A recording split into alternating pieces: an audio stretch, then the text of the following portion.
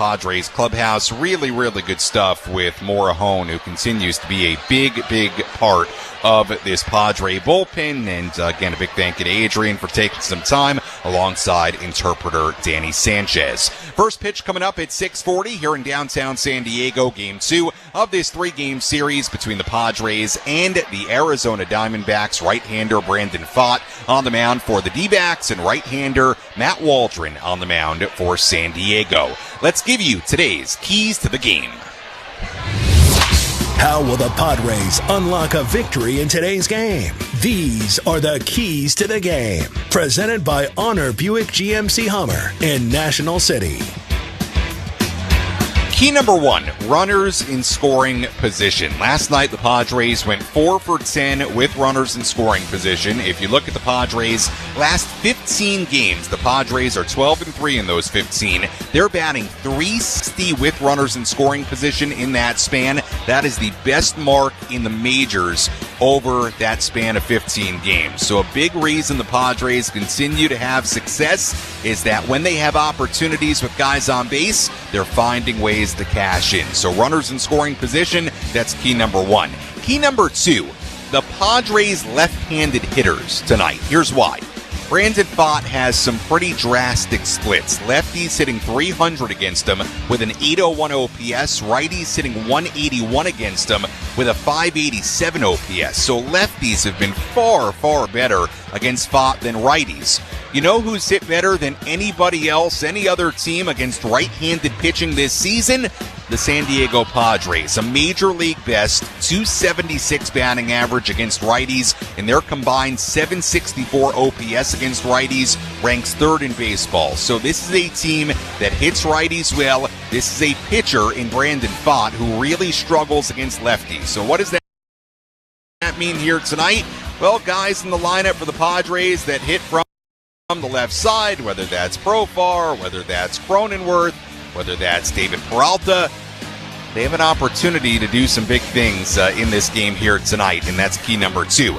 Key number 3, keep on hitting the home run. The Padres continue to win here at home when they hit home runs. They hit 3 more here last night, and this continues to just be an unbelievably homer-happy ballpark in downtown San Diego. There have now been 125 home runs hit at Petco Park in 2024. Believe it or not, that is the most home runs hit at any stadium this year. Petco Park, which is traditionally forever been a major pitcher's park. But there have been 125 home runs hit here so far, more than any other major league park. And the Padres have accounted for a lot of those. So they continue to win here at home when they're hitting home runs. That's key number 3. Keep on hitting those home runs. Nothing wrong with that. And that's a look at our keys to the game. When we come back on our Eco Water SoCal Padres pregame show, we'll tell you about one Diamondback that the Padres have to limit here tonight. We'll also dive even deeper into tonight's pitching matchup between Matt Waldron and Brandon Pfaadt. First pitch coming up at 6:40. Our pregame coverage continues after this on the Padres Radio Network. Stay tuned to the EcoWater SoCal Padres pregame show. Visit EcoWaterSoCal.com for a free water test and consultation. Your water should be perfect. At Jamul Casino, nothing is more important than fun. And fun means lots of action at the tables and slots, live entertainment, amazing food and drink, and thrilling giveaways. Plus, we're the closest place to play. Jamul Casino. Fun above all else. Purchase a new HVAC system from Tarpey Plumbing, Heating, and Air anytime between July 1st and July 7th, and you can save up to $1,776. But don't delay. This offer ends July 7th. Visit TarpeyHeatingandAir.com for details, terms, and conditions. License number 1023478. It's better over here. If you're 55 and up, T-Mobile has an exclusive rate plan just for you. Right now, get 2 lines of talk, text, and data for just $30 a line. That's a 45% savings versus Verizon and AT&T. Plus, you can get one of the latest 5G phones free when you add a line. That's right, a free 5G phone. Experience all this and more on America's largest 5G network. So why wait? At T-Mobile, customers 55 and up can get 2 lines of talk, text, and data for only $30 a line. Just go to T-Mobile.com/choice55 or visit your local store to make the switch. with autopay using debit or bank account plus taxes and fees. 45% off 2 lines versus AT&T Starter and Verizon Welcome. Plan benefits vary. Free phones up to $300 off with 24 monthly bill credits and qualifying new line for well-qualified customers plus tax and $35 device connection charge. Contact us before canceling entire account to continue remaining bill credits. Bill credits end if you pay off device early. See details at T-Mobile.com. Have we been tricked, burdened with debt, and made to feel like we have no other options? And with prices skyrocketing all over the country, credit card debt, medical bills, and other unsecured debt that were once manageable now feel impossible to pay back. So how do we fix it? With accredited debt relief, you can consolidate your debt into one affordable monthly payment, which could save you hundreds of dollars a month. No matter if you have $25, $50, or even $100,000 of debt. A debt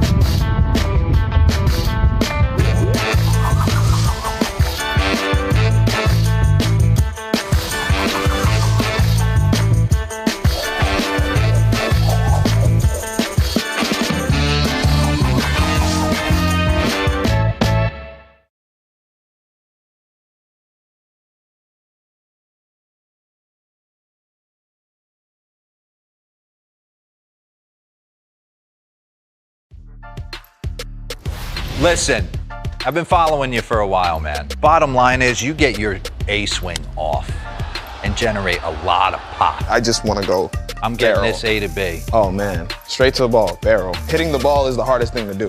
I'm a person from 0-0. I'm looking for spin. I'm not going to lie. I'm going to look for spin, but I'm going to time up a fastball. 0-0, if you spin it, I'm swinging. Like, if you spin it in the middle, I'm going to destroy it. Very good thing for this Padres pitching staff, a very dangerous hitter, power hitter in Christian Walker. Can the Padres limit him once again here tonight? That's what to watch for in tonight's matchup between the Diamondbacks and the Padres. Let's dive into our pitching matchup between Brandon Pfaadt and Matt Waldron. Let's take a look at who's on the bump today with our starting pitching preview. Presented by Chimney Sweeps, Inc., San Diego's trusted chimney and fireplace service company for 40 years. Call Chimney Sweeps, Inc. at 1-800-CHIMNEY or book an inspection online at chimneysweepsinc.com. Right-hander Matt Waldron on the mound for the Padres here tonight. 5-7, 3.56 ERA in 17 starts, 93 2/3 innings. He struck out 87 and walked 28. Last start against the Red Sox, gave up 3 earned runs in 4 innings and a third. Before that start, Waldron had just been marvelous. He had allowed 2 runs or fewer in 9 consecutive starts, a 1.95 ERA in that span. 2 starts against the Diamondbacks so far this season. May 5th in Arizona, 3 innings, 8 runs given up. That was his toughest start of the year, but then he bounced back against Arizona in early June here in San Diego. 6 innings, 1 run given up. The splits for Waldron, he is better against lefties than righties. Righties at 266 against him this year, an 806 OPS. Lefties at 197, a 529 OPS. Meanwhile, on the mound for Arizona, right-hander Brandon Pfaadt. He's 3-6 with a 4.28 ERA in 17 starts, 103 innings, 94 strikeouts, 26 walks. Last start against the A's, he allowed 1 run in 6 innings. He's also made 2 starts against the Padres this season. May 4th in Arizona, 6 innings, 3 earned runs given up, 10 hits allowed. Then June 7th here in San Diego, went 5 innings and a third, 5 earned runs given up, 9 hits, but gave up 3 home runs. Gave them up to Tatis, Profar, and Kim. Like we said earlier, lefties have hit 300 against him this season. Righties at only 181. And that's a look at our pitching matchup here tonight. A couple of young right-handers, Brandon Pfaadt for Arizona and Matt Waldron on the mound for San Diego. You've been listening to the EcoWater SoCal Padres pregame show on the Padres Radio Network. EcoWater SoCal, your water should be perfect. Find them online at ecowatersocal.com. It was quite an ending here at Petco Park last night. The Padres are playing some great baseball. They're 49-43. They've won 12 out of 15. What a moment for Manny Machado here at Petco Park last night. Makes you wonder what's in store here tonight. We're going to find out. When we come back, Jesse and Bob Scanlon have the starting lineups, first pitch, and then all the play-by-play. I'll talk to you on our post-game show. You're listening to your home for Padres baseball, 97.3 The Fan and the Padres Radio Network. Hey, it's your old pal Woodsy for Valvoline Instant Oil Change. Valvoline is your 15-minute drive-through oil change. So quick and easy. If you haven't had your oil changed in a while, get it done today. Go to SoCalOilChange.com.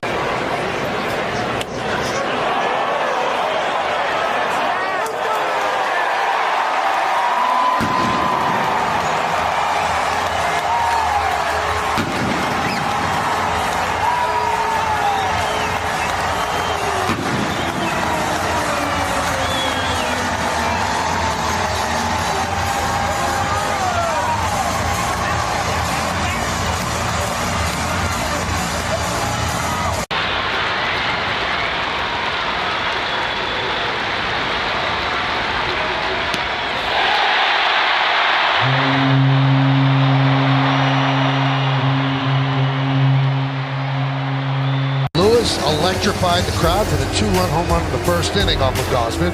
High fly ball, right field and deep. Springer back, turning, looking, see ya! He's done it again! Back-to-back home runs for Lewis.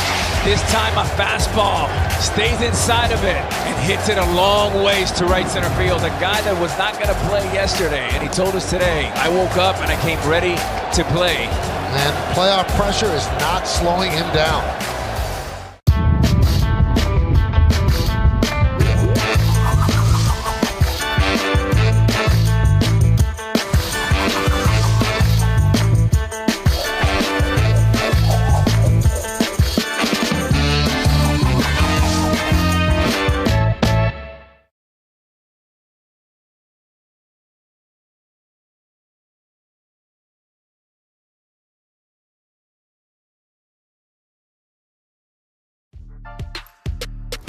Listen, I've been following you for a while, man. Bottom line is you get your A swing off and generate a lot of pop. I just want to go I'm getting barrel. this A to B. Oh, man. Straight to the ball, barrel. Hitting the ball is the hardest thing to do.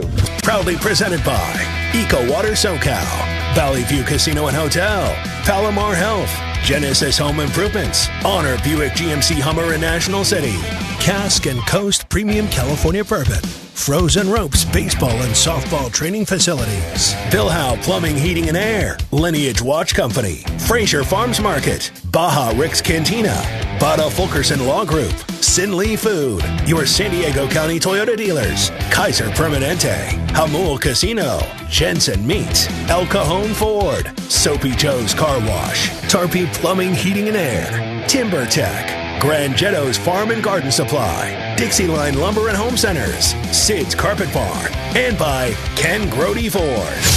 Now, let's take you up in the Padres broadcast booth. Fernando at the wall, leaps up. Oh, he made the catch. Here's Jesse Agler and Bob Scanlon.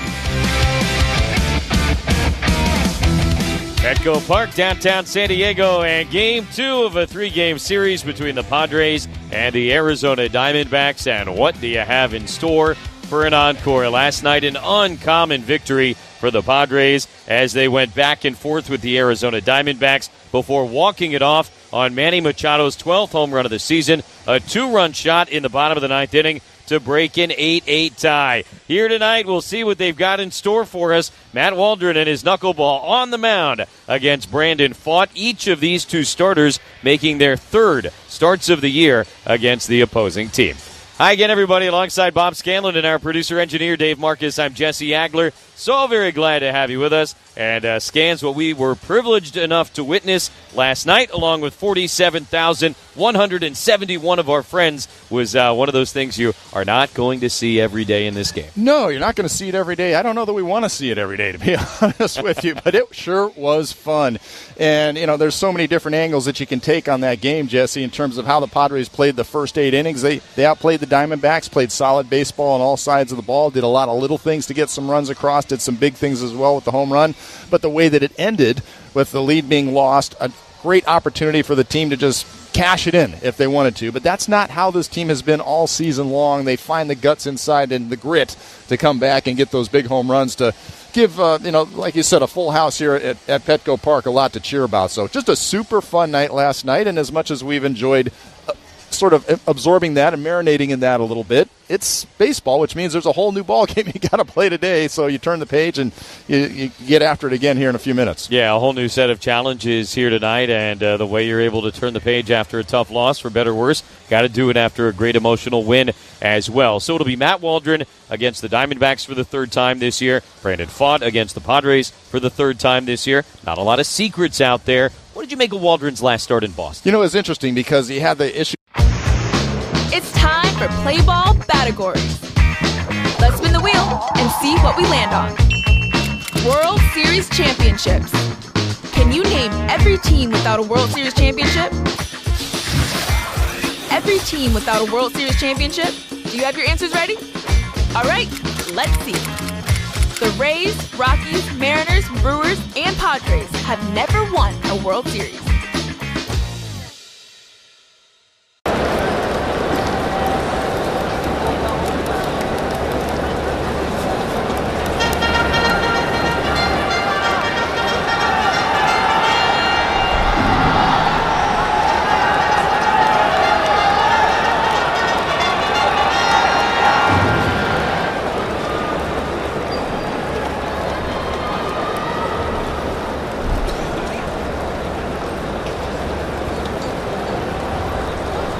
We do not mess up your name. We pride ourselves here on MLB Central. That's right. Right? That's on right. getting them right. We have a little game for you. Are you ready? Blow or Lau had his first big league hit against Nathan Eovaldi. Wow. No. Oh. Your first knock's Eovaldi? Off the end of the bats. That's a no. That's a What were you thinking right there? Oh, this is your first knock? That doesn't count. Have you ever hit 1,000 for a year? There you go.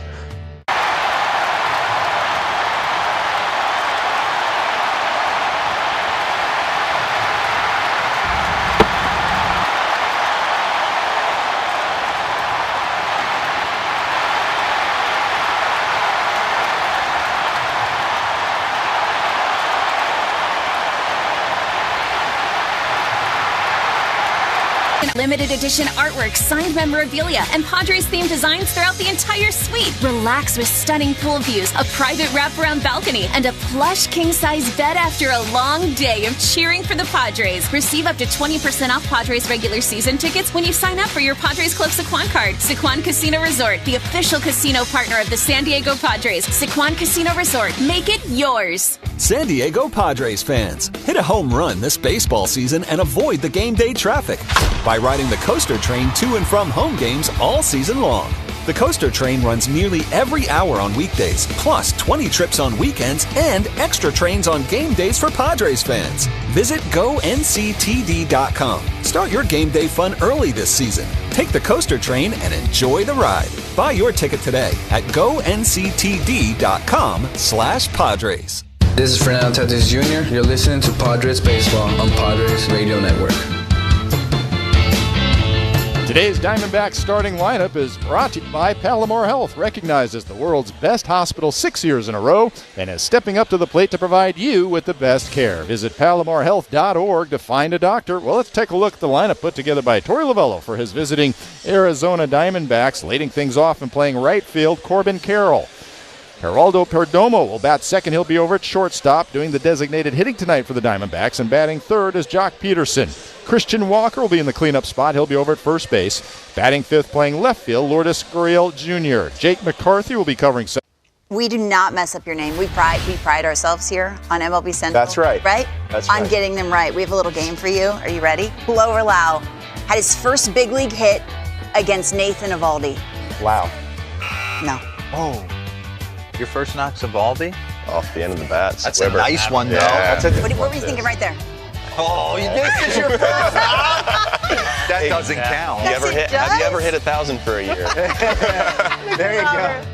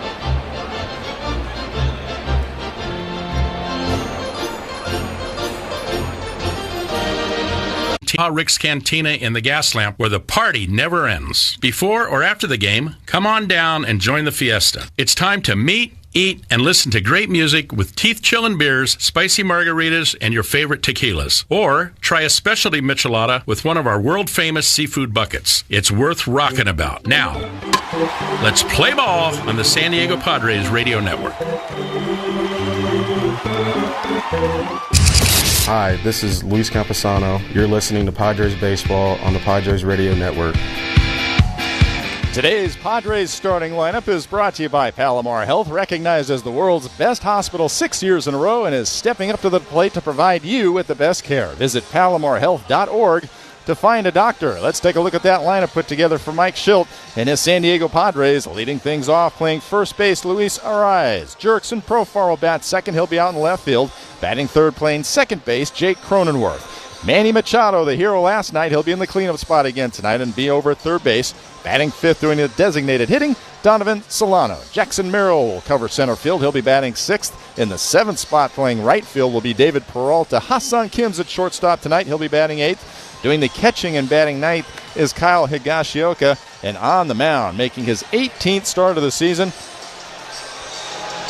5-7 record, a 3.56 earned run average, the right-hander, Matt Waldron. Well, the Perfect Game Contest is brought to you by Ken Grody Ford. If our team pitches a perfect game today, guess what? Alexander Dube of Spring Valley, you'll win a new 2024 F-150 Ford truck, courtesy of Ken Grody Ford of Carlsbad. Register now at 97.3thefan.sd.com/perfect game. Corbin Carroll is heading over towards the left-hand batter's box. He'll lead things off for the Arizona Diamondbacks. And now for tonight's play-by-play, here's Jesse. All right, Bob, thanks very much. Both teams have gone through a costume change since last night's wild finish. Padres City Connect yesterday, home pinstripes today. Diamondbacks in their black tops tonight with the gray pants.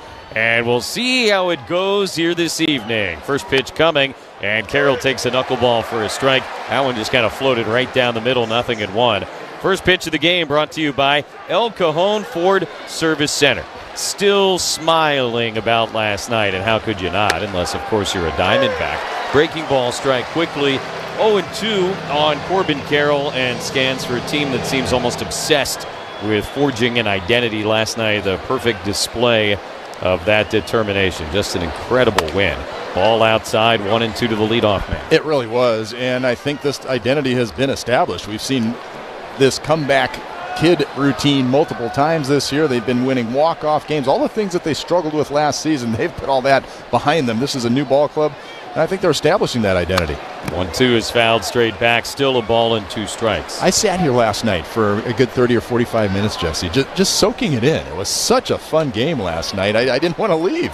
I imagine everybody who did leave, and I guess at some point we all had to, they carried that energy with them all the way home, probably into bed at some point, and just a special, special night. 1-2 to Carroll, bounced up the middle, right to Ha-Sung Kim, waiting for it, almost behind the bag at second base. And his throw to first is in time, 1 away. And I mean, how rare was that bonkers 9th inning? Remember, the 9th began with the Padres ahead 7-2.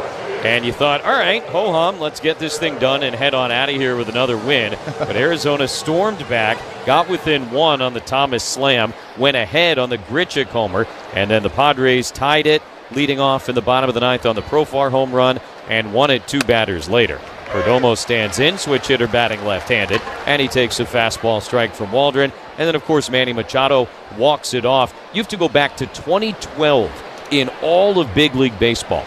A 1 pitch is outside. The thousands of games that are played every year, you have to go back a full dozen seasons for a 9th inning that even came close to resembling what we saw yesterday. Yeah, it was something to behold, no doubt about it. 1-1 is taken low. And I get that there's some people that are saying that never should have happened in the first place. You blow a 5-run lead and yada yada. I get that. But over the course of a season, your team is going to blow late leads. Every team does. That's not a question. Here's a 2-1 to Perdomo, looped foul out of play. The question is, how do you respond to it? And not every team comes back and still wins those baseball games, and that's what this Padre team has proven it can do. And I think that's one of the things that shows the heart and the grit that this club has, which has really been their calling card up to this point. No doubt about it. So many great little nuggets and stats coming out of the game in regards to how infrequent those occurrences were. 2-2 to Perdomo, 1 out, nobody on, just underway. And a cutter taken high to fill the count, 3-2. This one might have been my favorite. It came from Opta Stats. They said the 9th inning of the game yesterday featured a grand slam, a go-ahead homer, a tying homer, and a walk-off homer. Pitch here, right down the middle, strike 3 called. Backed up a breaking ball to freeze Perdomo. 2 away in the top of the first for Waldron. And it was the first time in Major League history that 4 different players accomplished those 4 things in the same inning of the same game. So literally, we had never seen that happen in a Major League game before. Yeah, and sometimes you get a little obscure with, all these different firsts and everything, but all that being said, any one of those things would have been a fun thing to witness late in the ball game, to see all 4 of them and to know that that was historical. It just puts an exclamation point on it. No doubt about it. Jock Peterson grounds one foul right side, 0-1. Beautiful, beautiful Saturday evening here downtown. Game time temperature 73 degrees. Brought to you by Lineage Watch Company, the official timepiece of the Padres radio network. 0-1 to Peterson, swung on and missed strike 2. Lineage watches are designed, engineered, and purpose-built in the USA. Define your legacy today at lineagewatchco.com. 2 outs, nobody on here in the top of the first inning. Matt Waldron trying for a 1-2-3 frame here. He's got Jock Peterson 0-2. Waldron ready. He delivers. Peterson swings, hits it in the air, straightaway center field, not deep. Merrill started back. Now he's got to charge in. Gets there to make the catch. And it is a 1-2-3. Top of the first for Matt Waldron. Padres coming up against Brandon Fought. No score on the. Now it's time for Eyes on the Ball Player. Can you find Aaron Judge in this sea of Yankee fans? That one is drill. A Judgian blast. That is absolutely crushed. Judge has done it again. Santa Maria. It is going to be caught by Judge. How about that? So much fun to watch. And there he is.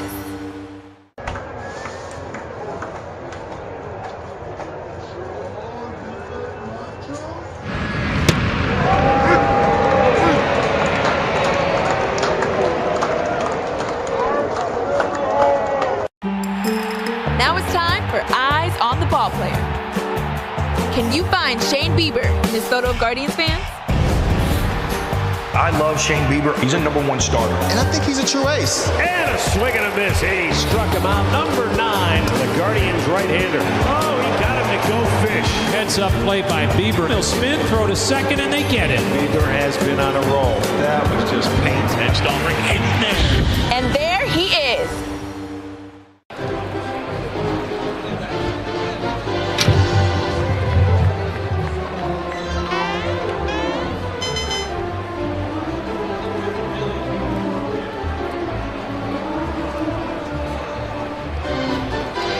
Well, boys and girls, welcome. Remember the classic baseball line, if you build it, they will come. Well, we built it. Come check us out and make this a Frozen Rope summer. Register at SanDiegoFrozenRopes.com. Spaces are limited. Hi, this is Kyle Higashioka. You're listening to Padres Baseball on the Padres Radio Network. Padres fans, trust Petco as your pet partner for your whole lineup with grooming, training, and full-service vet care. Book online today. Petco, official pet partner of the San Diego Padres. No score, bottom of the first inning. Luis Arraez leading off against Brandon Pfaadt. The right-hander delivers and misses away 1-0 to the left-handed batter. Mentioned that Pfaadt has now started 3 games against the Padres this year. The first one was Luis Arraez's debut as a Padre back at Chase Field in Phoenix. 1-0, Arraez.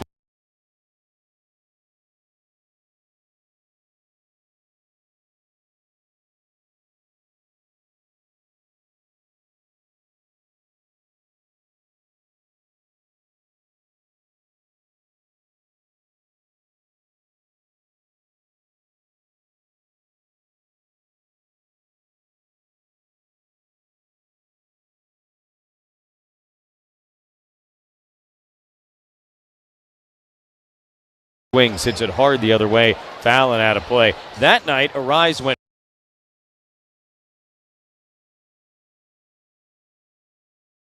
4 for 4 against Brandon Pfaadt, and in his career now against the Arizona right-hander, 7 for 10 with a double. Those are fun numbers. If you're Luis Arraez, not so much, I guess, if you're Brandon Pfaadt. Here's the 1-1. Luis swings, muscles this one towards short. Perdomo backing up. Going to drop behind him, another base hit. Leadoff single, Luis Arraez, now 8 for 11 in his career against the Arizona right-hander. Oh, man, if you're Brandon Pfaadt, believe me, that is in your nugget right now. You know there's certain guys that for whatever reason, they just see everything that you throw up there. As soon as they swing the bat, it doesn't matter if they hit it hard or soft off the end or jam, it's going to find some grass. That's a little jam shot right there that Arraez puts into left field for the first single of the ballgame. Now Jurickson Profar batting left-handed, tied the game, leading off the bottom of the 9th last night, and he takes a fastball strike. The home run made it 8-8 and set the stage for Machado's heroics and for Jurickson his 100th career home run as a big leaguer. One of the others came against Pfaadt. That was back here on June 7th. He and Fernando went back-to-back against Brandon Pfaadt that night. Here's a swing and a miss, and Profar behind 0-2 against Pfaadt. And perhaps the Profar home run got a little bit lost in the shuffle last night because of Manny's walk-off, but obviously a critical component to that incredible victory in yesterday's game. Arraez at first, nobody out, no score first inning. Here's the 0-2. And Profar muscles one in the air, foul ground up the third baseline. That will come down in the almost into the seats. That was awkward. The third baseman Suarez never really made a move over there, just kind of assuming it was going to end up well into the seats, and it actually bounced against the side wall in play. I think he's just so far over on the shift that he sort of wrote it off himself, but still not a good look. So still 0-2 as it bounced down in foul territory. And this pitch to Profar is on the outside corner, strike 3 called. So no harm, no foul there. And one down in the bottom of the first inning. Paint on the outside corner to get Jurickson Profar. And this is something we're going to keep an eye on today, Jesse, is how Brandon Pfaadt approaches these left-hand batters, because he's really struggled against the lefties this year. They've hit 300 against him. And we saw Luis Arraez start things off with a hit, but he threw more curveballs in his last outing against the Oakland A's against the left-hand batters. Let's see if he tries to incorporate that tonight. First pitch on the way to Cronenworth. Guess what? A curveball. And it's in there for a strike, 0-1. Generally speaking, he might want to try and mix it up against Jake, because Cronenworth in his career against Brandon Pfaadt is 6 for 12. So, yeah, some common threads here in terms of the Padres' left-handed hitters and their success against him. Here's the 0-1. Jake fouls it back out of play. Neither one of the previous starts for Font this year against the Padres have gone particularly well. First one was that Arise arrival game back on May 4th in Phoenix. He did go 6+, ended up allowing 5 runs, 3 of which were earned. Padres rolled in that game. And then here at Petco last month, didn't get out of the 6th inning, allowed 5 runs on 9 hits. Both games went really, really badly for the Diamondbacks, even after Font was long gone. Here's the 0-2. Cronenworth bounces it up the middle. Backhanded at second by Newman. Tried the glove flip to Perdomo. Couldn't get it out of his glove. Picked it up, not in time. Everybody's safe. And the Padres will have 2 men aboard for Manny Machado. That's frustrating for Brandon Font. He threw his pitch perfectly right there. After throwing 4 seamers to Jake, he threw a nice little 2-seamer and got it off the end of the barrel. Great effort by Newman. He tried to do the Cronenworth glove flip, but he just showed why it's not that easy to do. Couldn't get anything on that ball. By the time he was able to get at second base, it was going to be too late. Padres Cleanup Hitter is brought to you by Soapy Joe's Car Wash, now at 23 San Diego locations and more on the way. The official car wash of the San Diego Padres is Soapy Joe's. Good, clean fun. First and second, 1 out for Machado. Font will spin around, watch Arise back to second base. Worth pointing out, of course, as Newman was unable to make that play, that Ketel Marte, their usual second baseman, their all-star second baseman, is on the bench tonight. His back tightened up on him yesterday. That's why they had to pinch hit for him. Fatefully, it would turn out in the top of the 9th inning. Runners take their leads. Font delivers. And Manny takes the first one, a sweeper pretty much right down the middle for a strike, 0-1. Machado celebrating his 32nd birthday here today. And has been on some kind of heater, including, of course, that walk-off home run in the bottom of the 9th inning yesterday. For Manny, his 8th career walk-off home run. They have all come since 2014.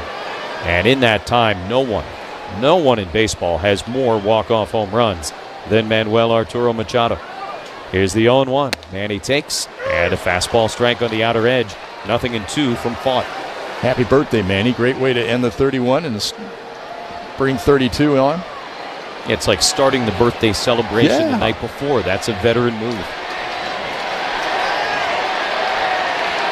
Cronenworth at first, Arise at second. Here's the 0-2. Machado swings, hits it off the end of the bat into left field. Gurriel charging, has to play it on a hop. Arise got a great read on his way home. He'll score as Suarez cuts off the throw. An RBI single for Manny. A little birthday steak and a 1-0 Padre lead in the first. Not a terrible pitch by Font. It's a sweeper, but the way that Manny is swinging the bat right now, we saw him get the home run last night on the slider. He's driving fastballs opposite field. His timing is good. He's staying balanced and back, which allows him to get enough on that breaking ball on the outside part into left field and keep it fair. And as you pointed out, Jesse, great read by Luis Arise. He saw that ball was going to land, and he was just full bore hitting the inside part of that third base bag to make sure he scored. A little bit surprised, by the way, that Suarez, the third baseman, cut off the throw from Gurriel. Looking at the replay, they had a shot. Here's Solano, and he'll take a strike at the top of the zone, 0-1. It wasn't the strongest throw ever from Gurriel, but it looked like it was going to at least make it a close play at home plate. And Suarez cut it off, so Arise went sliding in without a tag from the catcher, Herrera. Machado at first, Cronenworth at second, still only 1 out. Here's the 0-1. And Solano swings and misses strike 2. Tried to check, but went most of the way around. So Font continuing to get ahead, which is generally a key for a pitcher, but so far he's had a little bit of tough luck even after getting to 2 strikes.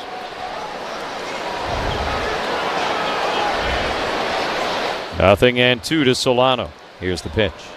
And a swing and a miss. Got a fastball past him. Second strikeout of the inning, so 2 down. And 2 men aboard for Jackson Merrill. Yeah, to your point, Jesse, Font generally does throw a lot of strikes. He's not going to get himself in trouble with walks. Likes to get ahead in the count, as you mentioned.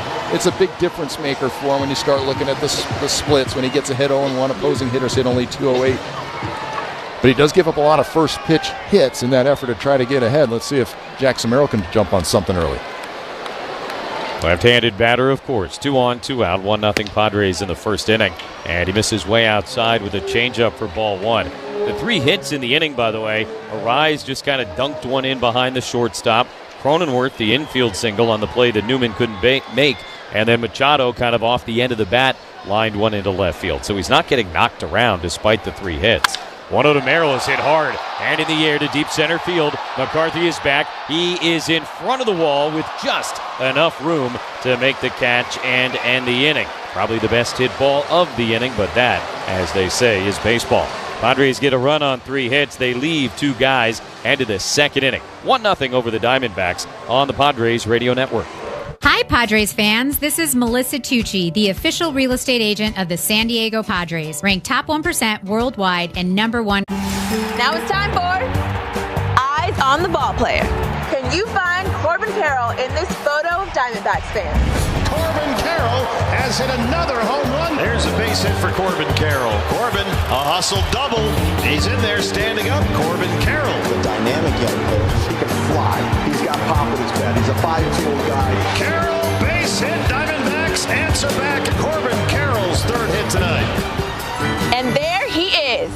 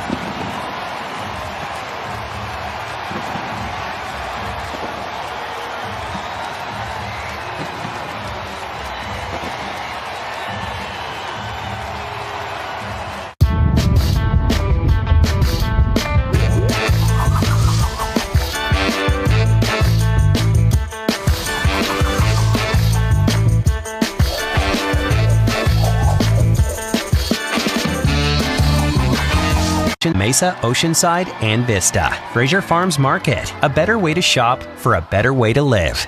Hi, this is Jackson Merrill. You're listening to Padres Baseball on the Padres Radio Network. Christian Walker will lead off top of the second inning. Matt Waldron and the Padres with a 1-0 lead over the Diamondbacks.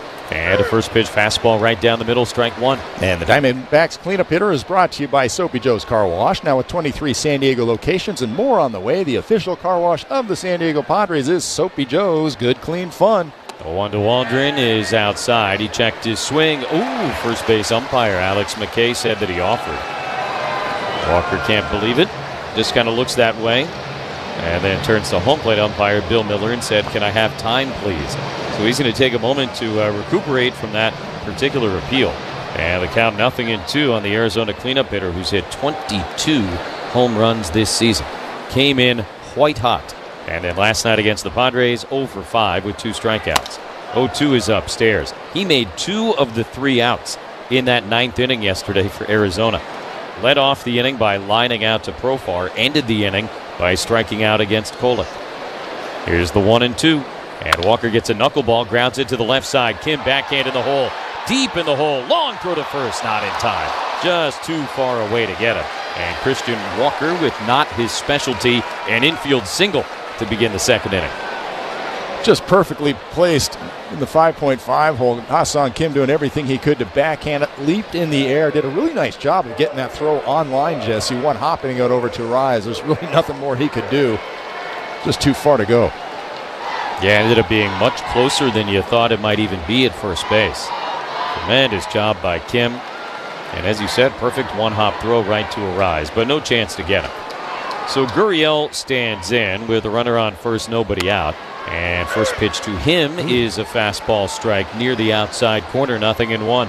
Within the vicinity? Yeah, in the neighborhood. For being honest, pitch appeared to be 3 or 4 inches outside, but called a strike. Gurriel 2 for 4 with a single, a double, and a run scored last night. He's been in good form for these guys. A 1 from Waldron. Knuckleball came in, almost hit him, and then almost turned into a strike. That's the beauty of the knuckleball. 1-1 though. Gurriel's hit in 4 straight and reached safely in 14 of his last 15. Walker at first base with nobody out. Padres 1, Arizona 0 in the top of the second inning. 1-1 to Lourdes Gurriel Jr. and a fastball right down the middle, strike 2. Top of the second, brought to you by Sinley Food. Spice up your culinary life and go see them at 4665 El Cajon Boulevard. Walker not much of a threat to run, though he has tried 4 times this year. He's been successful only twice. Held on by Arise, not going, and the 1-2 to Gurriel, spoiled foul into the net behind home plate. All right, so Matt Waldron twice earlier this year against Arizona. One good one not as good one. May 5th at Chase Field, 3+ innings, 8 runs, 8 hits. Very tough sledding, and an eventual 11-4 Diamondback win. But then here on May 8th, so just about exactly a month ago, 6 innings, he allowed only a run on 3 hits. 1-2 inside, 2 balls and 2 strikes to Walker, and he began that game by going 12 up and 12 down against the Diamondbacks. Yeah, that last rough game that he had in Arizona was sort of the last bottom, right? Yeah, it was the last tough game that he had, and then he went on that streak of being what he's been over the last 9, which has been pretty dominant. 2-2 to Gurriel, and that's hit in the air. Shallow center field. Kim is back. Merrill is in. Kim's calling for it and kind of lunging out at the last second. Able to make the catch. 1 away. Nice rangy play by Ha-Seong Kim. And I think the confidence builder for Matt Waldron is the fact that you have that rough one, and who knows, maybe it's the conditions inside the Dome Stadium, who knows what it was, but whatever the case is, he's moved on from that. He had another outing against the Diamondbacks, as you noted, Jesse, and he was outstanding. So from a confidence standpoint of Matt Waldron, you're thinking to yourself, okay, it's not a case that they've seen me and they're onto my tricks and I'm not going to be fooling them again. Quite the opposite. Seems like the more he's seen, the more perplexing he is to those opposing batters. I can only imagine having to face this pitch. Here's the left-hand hitting Jake McCarthy, and he'll step in, take a strike, 0-1. The other thing Christian is, Walker at first, 1 away. Sorry, Jess. I was just going to comment about his challenges in the first inning, which a lot has been made of in the first couple of innings. You look at the ERA, it's quite high, no doubt about it. But ever since that rough outing in Arizona, pick off at first, close, but Walker's safe. He has really reduced that first inning damage. In fact, it's only been a 2.70 earned run average in the first 2 innings over the last 9 starts. So the adjustments that he and Ruben Niebla have made in terms of getting him prepared to start games is definitely working. And hopefully we see it continue here through the rest of this second inning tonight. Yeah, seems like a problem of the past for Matt Waldron. 0-1, the pitch. McCarthy got a knuckleball, swings and misses, strike 2. But it's interesting, it's a problem of the past, and yet when you talk to people, they'll just look at a number and they say, oh, he's having problems in the first inning. So I was like, no, he's not actually. He did early in the season. But I just always think it's important to put some context on some of these numbers. No doubt about it. 0-2 to McCarthy. Here's the pitch from Waldron. And a swing and a miss. Another knuckleball, another K. Second of the night for Waldron. Wow. 2 down in the top of the second. And let's pause 10 seconds for station ID on the Padres Radio Network. KWFN and KWFN HD1 San Diego. Hi, this is Luis Camposano. The Padres play here on San Diego's #1 station, 97.3 The Fan. An Odyssey Sports Station. With Bob Scanlon and our producer-engineer Dave Marcus, I'm Jesse Agler. Padres have a 1-0 lead over the Diamondbacks in the second inning. Walker at first, 2 down for the third baseman, Eugenio Suarez. And the first pitch to him is a knuckleball strike. 0-1. Wow, that thing is filthy tonight. And he hasn't even used it as much as we sometimes see him because, for example, Jock Peterson got ahead fastball strike 1, sweeper strike 2, but the knuckleballs he has thrown so far tonight have just been dropping off a table. Things were not clicking his last outing at Fenway. Good to see some early success with it here. And a sweeper a little bit outside, 1-1. Yeah, it was a strange one for him last time, wasn't it? It wasn't that the knuckleball was not doing anything consistently. There were some that Higashioka couldn't even catch. They were breaking so late, but it just didn't seem like he had the consistency with it. Ball and a strike to Suarez. Pitch from Waldron coming, and a knuckleball taken low. Yeah, there was a passed ball that led to a run in that outing at Fenway. I've thrown this out there a couple of times this year, but I told Tony one of my rule changes would be on a knuckleball there should be no such thing as a passed ball. Here's the 2-1 fouled straight back. It should just be a wild pitch. I don't care if it hit his glove. I don't care if it was only, a couple of inches outside. It is an inherently, by definition, wild pitch, the knuckleball. You should not ever have to be charged with a pass ball against a knuckleball. I think you could get 30 catchers in the league to sign up for that one right now, Jess. And certainly a guy who, over the course of his career, strikes out about as much as anybody in the game. Leads the Diamondbacks with 97 strikeouts on this season. Did knock in a run against Waldron with an RBI single here June 8th. That was the only run that Matt allowed in 6+ innings against the Snakes in that particular start. Another 3-2, and Suarez takes inside ball 4. The fastball missing. First walk of the night issued by Waldron. And now 2 on and 2 out for the number 8 hitter, Kevin Newman of Poway High.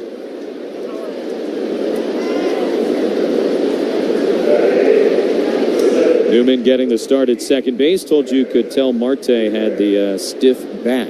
Only the 5th start of the year at second for Newman. And it was definitely something of a mystery in the top of the 9th last night when Randall Grichuk pinch hit for Ketel Marte. We figured something was wrong, but didn't find out until after the game that Marte was dealing with some low back tightness. And unbelievably, Grichuk ended up hitting a pinch hit homer to put them ahead.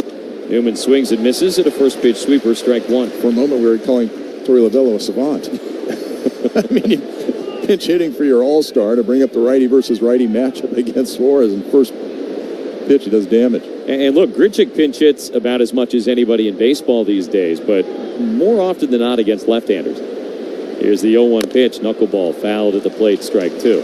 So that was one of those moves that came out of necessity, not strategy, and pretty remarkable, honestly, in hindsight, that it worked out that way for them. Robert Suarez gave all that he had yesterday. There will be nights like that. And for the offense to be able to pick him up, well, as Mike Schultz said after the game last night, what they call it a team sport. 1-0 Padres here in the second tonight. Diamondbacks with Suarez at first, Walker at second, 2 outs. And Matt Waldron ahead of Kevin Newman, 0-2. Look back at Walker, now the pitch. Newman takes, and the sweeper runs outside. 1 ball, 2 strikes. Newman will turn 31 about a month from now, drafted 19th overall by the Pirates once upon a time out of the University of Arizona.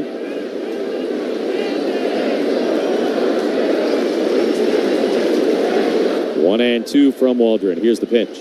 And Newman takes outside, 2 balls and 2 strikes. Newman, growing up in Poway, was a big Padre fan.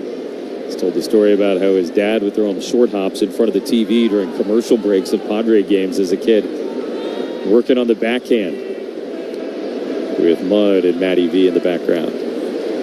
Here's the 2-2. Newman swings, lines it softly into shallow left center. Merrill charging. It's going to drop in, and a base hit. Walker motoring around third. He'll come in and score. It's an RBI single for Kevin Newman, and a 1-1 game here in the second. That's frustrating. Not a terrible pitch on the sweeper, a little bit elevated, but what helped out is the knuckleball before the sweeper kind of floated in the same area and then went away, and it gave Newman a really good look at something soft out over. And I think that might have just helped his timing just enough to be able to get enough of the barrel to dunk that one in.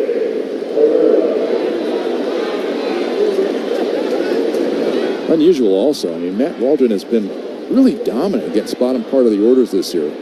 5 through 9 have hit only 151 against him, but it's the bottom part that's put this rally together here in the second. Nothing really all that hard hit, but sometimes them's the breaks. Now the number 9 hitter, switch hitting catcher Jose Herrera, and he takes high ball 1. Herrera batting left-handed, making only his 4th start of the year. He's 2 for 10 at the dish this season, and we saw Tucker Barnhart as their number 2 catcher earlier this year. Now Herrera getting an opportunity to play in back of Gabriel Moreno. Newman at first, and Suarez at third. The pitch here, right down the middle, and a fastball strike.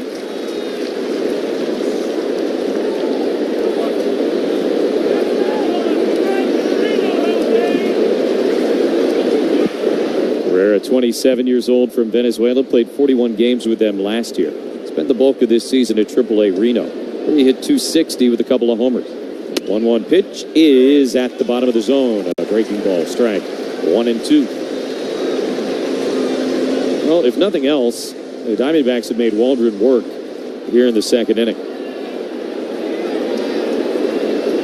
He has now thrown 28 pitches here and over 40 for the day.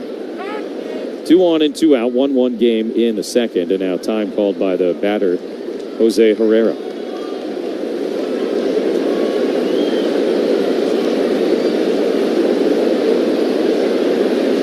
Herrera waiting in the left-handed batter's box. Runners lead at first and third. Waldron, long pause. Now throw to first. And Newman back pretty easily. 3 out of 4 stealing bases this year. And with a runner on third, we have certainly seen teams have action on the bases in these circumstances, especially the last couple of years. With the pickoff work. 1-2. Keeping an eye on Newman, not running.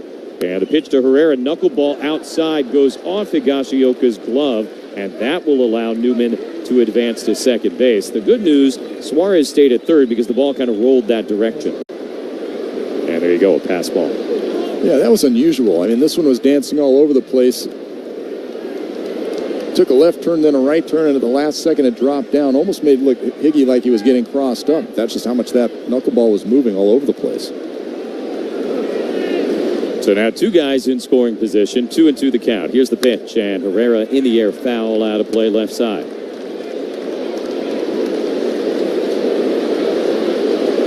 It all started with an infield single by Christian Walker. Waldron got the next 2 guys, but issued the walk to Suarez, and then Newman flared one into center field. A pass ball later, and the Diamondbacks in a tie game have runners on second and third. 2-2 to the 9-hitter, Jose Herrera. Here's the pitch from Waldron, and it's upstairs. Fastball missing, and the count is full, 3-2.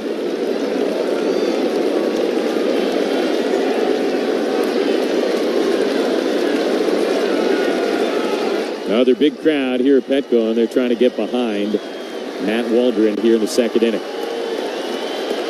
3 balls and 2 strikes to Herrera. Here's the pitch, and Herrera takes low ball 4. Didn't miss by much, but did not get the call from Bill Miller. And now the bases are loaded for leadoff man Corbin Carroll. Now 2 walks this inning by Matt Waldron, and you're thinking to yourself, well, maybe he's just not having great control of the knuckleball and it's dancing all over the place, but really it's been the fastball and the sweeper that he's issued the walks on. So those are normally the pitches he has pretty good command of. Ruben Niebla is going to go out and have a little chat with them, but he's not been going to that knuckleball as frequently as we're accustomed to seeing, especially early in the game when he's trying to establish it, Jess. Visit to the mound brought to you by the Window Depot, offering the best prices and biggest inventory on in-stock vinyl windows and interior and exterior doors. Order online or find a location near you at thewindow.depot.com. It's felt like, forgive the vagary, but just kind of a weird inning for Matt Waldron. But the Diamondbacks have scored one to tie it, and now they've got the bases loaded, and their number 1 hitter at the dish. Carroll grounded out to Kim to lead off the game. Now he gets another crack at Waldron. 2 for 5 with a couple of doubles last night for Corbin Carroll, and one, including one right before the 2-run homer that put them ahead in the 9th inning. First pitch to the left-handed batter, swung on and missed. It was a knuckleball that bounced out of the mitt of Higashioka. Maybe foul-tipped, really hard to tell. I think it's dancing all over the place. But either way, no advance attempted, and it's strike 1. Herrera at first, Newman at second, Suarez at third. 2 down, 1-1 game at the top of the second inning, and now Waldron will step off.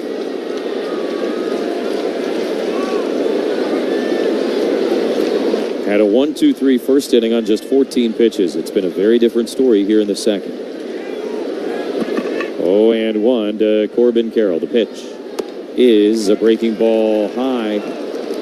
1-1. Pretty tight zone tonight also by Bill Miller, it looks like. There's been a lot of balls right on the corners in the upper part of the zone. Matt Waldron not getting any benefit of the doubt right now.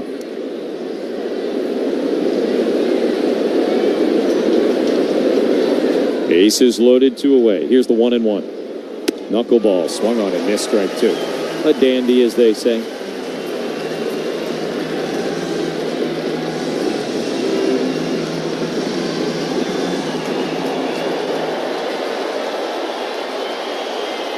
Bases loaded, 2 outs. 1-2 to Corbin Carroll. Waldron delivers, and a knuckleball misses high and outside. 2 balls and 2 strikes. Tied at 1 in the second inning. Waldron now at 50 pitches on the night.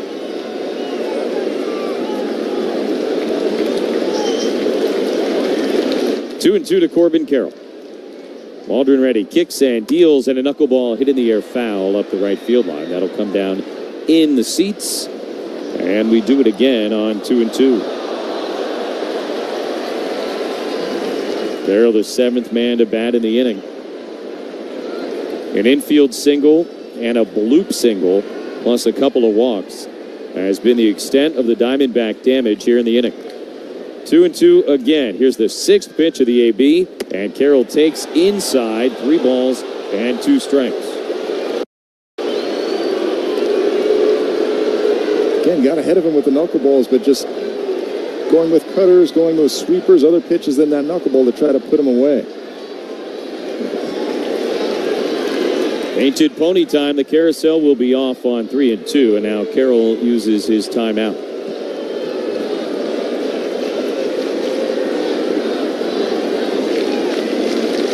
Herrera at first, Newman at second, Suarez, the runner at third base. Tied at 1 in the top of the second inning. Waldron is set. The runners will take off. 3 and 2, Carroll takes at the knees on the inside corner. Strike 3 called. Borderline pitch went Waldron's way. Carroll doesn't like it, and his side is retired. Diamondbacks get a run on 2 hits, and they leave them loaded after 1.5. Tied at 1, and now here's what's happening at Valley View Casino. Now it's time for Eyes on the Ball Player. Can you find Mookie Betts in this sea of Dodger fans? Nothing on a baseball field that Mookie Betts does not excel at. We're just used to Mookie Betts making these outstanding athletic plays.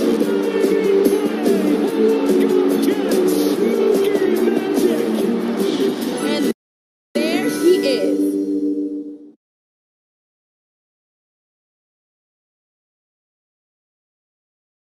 Here's Corey Seager, who swings and drives one deep to right. It sails way out of here. Corey Seager with a line drive home run. A good dozen rows into the seats in right. He's given Texas a 3-0 lead. He annihilated a first pitch changeup. 5th home run of the postseason, now in 16 career World Series games. Seager with 5 World Series home runs and 13 runs batted in.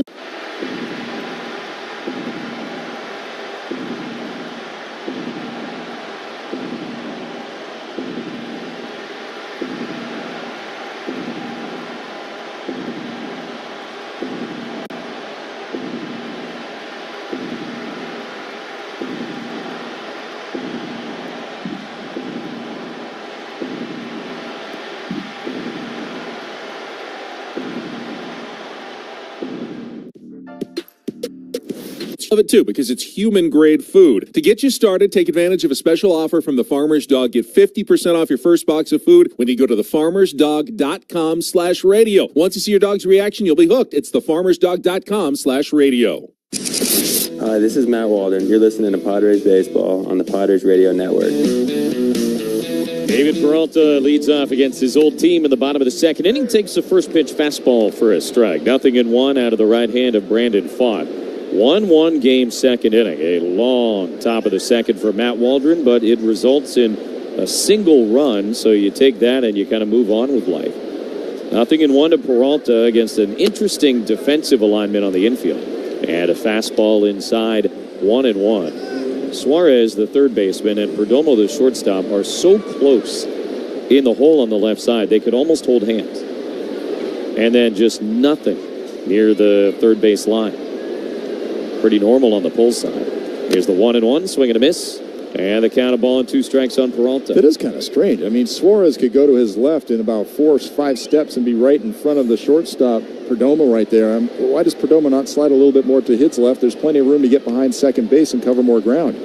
I would imagine the data tells them that if Peralta hits the ball on the ground that way, that's where it's going. But yeah, here's a ground ball through the right side and a base hit. Perfectly split Newman and Walker. Leadoff single for David Peralta against his old team. Had a great night last night and picks up right where he left off here this evening. That's how you beat the shift. You just pull between the first and second baseman on the right side where they weren't shifting very much and get yourself on base to start off the inning. The bottom of the second is brought to you by EcoWater SoCal. Your water should be perfect. Find them online at ecowatersocal.com. Peralta at first, nobody out. Number 8 hitter Ha-Sung Kim at the dish. First pitch from Font is a fastball, strike nothing at 1. Kim had a 2-run homer against Font here last month. That ended Font's night.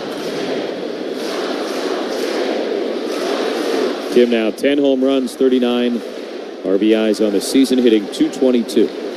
Here's the 0-1. Kim swings, hits it in the air, deep to left field. Gurriel is back. He's on the warning track. He is at the wall, and he makes the catch. Had just enough space out in front of that Dexcom sign in left center field, and he makes the play for out number 1. Wow, almost a really costly mistake by Font. He would have fastball away for strike 1. He tried to go back out there with a 2-seamer, and he came back over the middle of the plate, and Ha-Sung Kim was all over. Just barely missed it. Hit to the wrong part of the park. Here's Kyle Higashioka. Big night last night. 3 for 4, an RBI single in the 4th, 2-run homer in the 6th, and has tied his career high with 10 home runs. Throw to first, and Peralta just kind of fell back to first base. That's how small his lead was. Tied at 1 in the bottom of the second inning. Far and away, the 2 best struck balls of the night against Font have been flyouts. But they do have 4 hits against him. Pitch here, hard hit on the ground, but fouled at third base, not by much. 0-1 on the Padre catcher. Working as per usual with Matt Waldron. Mike Schultz told us yesterday we'll see Luis Camposano behind the dish for the Sunday game tomorrow in his return from the IL. Greg going out and having a chat with Font right now. I don't think he's very happy with what Font's trying to do with that 2-seam sinker of his. He's gone away to the right-handers twice. It almost cost him a home run to Kim. Higgy just got a good swing on one right there as well. Normally what he does with that 2-seamer is he'll run it in on the right-handers to get them very aware of the inside part of the plate and then use the sweeper to get them out of the way. But that's not been his MO here so far. And got away with a couple close calls. Mound visit over, a quickie. And now the 0-1. Higashioka takes and the sweeper misses outside. 1 ball, 1 strike.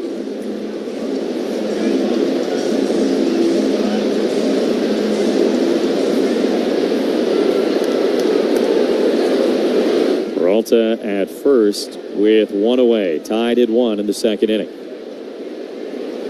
Ball to strike 2, Higashioka. The pitch. Swung on, pop foul out of play behind the plate. It'll come down and hit just in front of the press box to our right. Danny Sanchez didn't even flinch. Nerves of steel, Danny Sanchez. The Iceman. That's what they call him. A ball and 2 strikes to Higashioka. The pitch from Font swung on and missed. Got him to go after that sweeper. 3rd strikeout of the night. And 2 down here in the second inning as the order turns over for Luis Arraez, and that's much more the MO you were describing, what we saw right there. Yeah, and basically what I think Herrera might have said to Font is that, look, if you're not going to use that 2-seamer in, let's not get burned with it away. So what they did is they went with 4-seamers away instead. Better chance of getting to that outside corner, not having it leak on the plate, and then once they executed that, they were able to go to that sweeper effectively. So Peralta at first, 2 down for Arraez, who owns Font, and he takes outside ball 1. Singled and came in to score back in the first inning. Now 8 for 11 in his career against the Diamondback right-hander.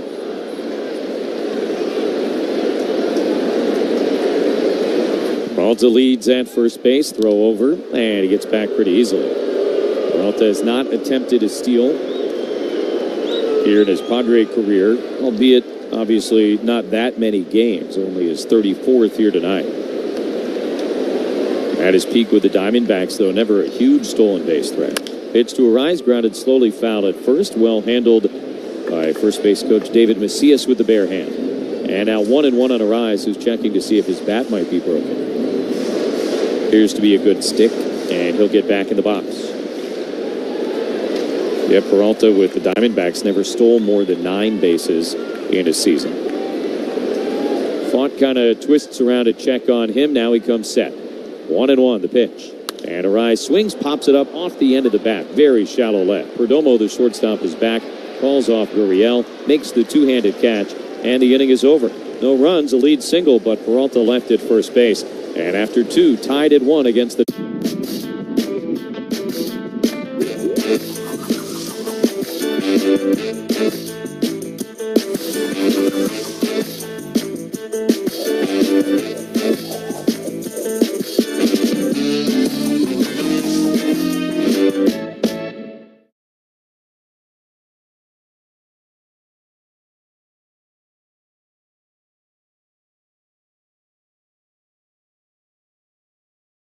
De La Cruz, 2 hits, solo homer to center. High in the air, deep right. The first multi-home run game for Ellie De La Cruz. An impressive 2-run shot to deep right.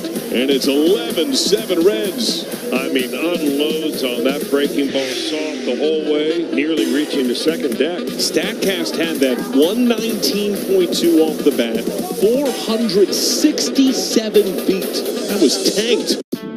Now it's time for Who Can It Be? We're going to show you a childhood photo of a big leaguer. Can you guess who it is?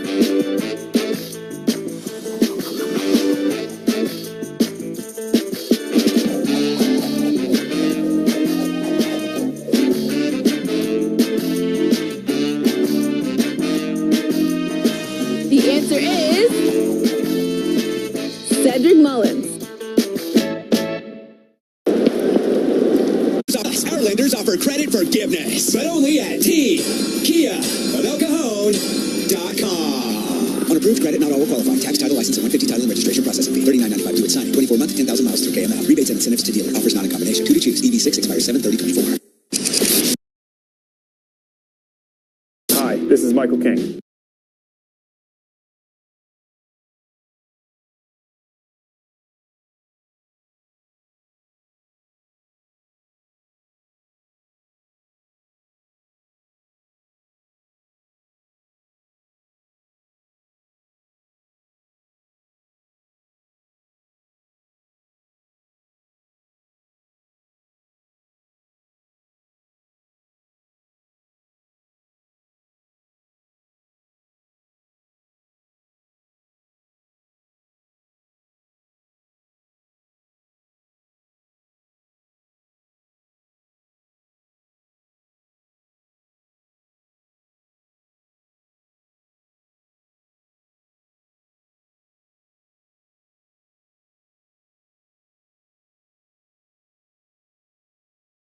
Button. I could just see Larry going.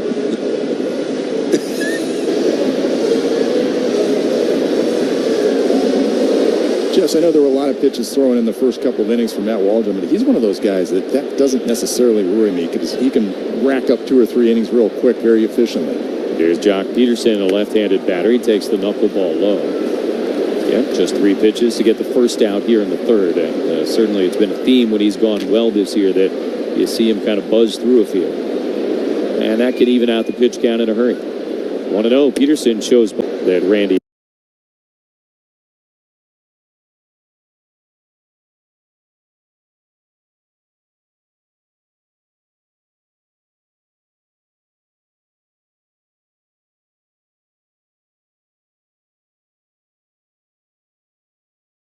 Get lost in the shuffle with all the ninth inning craziness, but he turned in a very, very strong outing for the Padres. Yeah, he really did, and it wasn't just smooth sailing the entire way. He gave up a couple of runs in that first inning, settled down, nice second and third inning. Then in the 4th and 5th, base runners on early, but he's able to pitch around it and get himself into the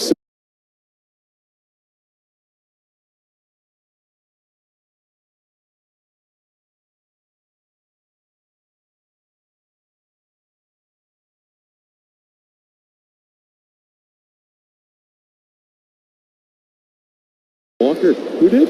TV. They just put up a QR code to submit question of the day. Yeah, they've got that going on over there. You can ask them anything. But we're the originators over here on the radio side, Jess. That's a good idea, though. Fastball, strike, nothing in 2. Yeah, I've had some fun asking them some questions, like questions about Mud's preference on what robes he likes to wear, walk in the hallways and in the road trips. I'm sure you've kind of seen some of that. Oh, I've seen it.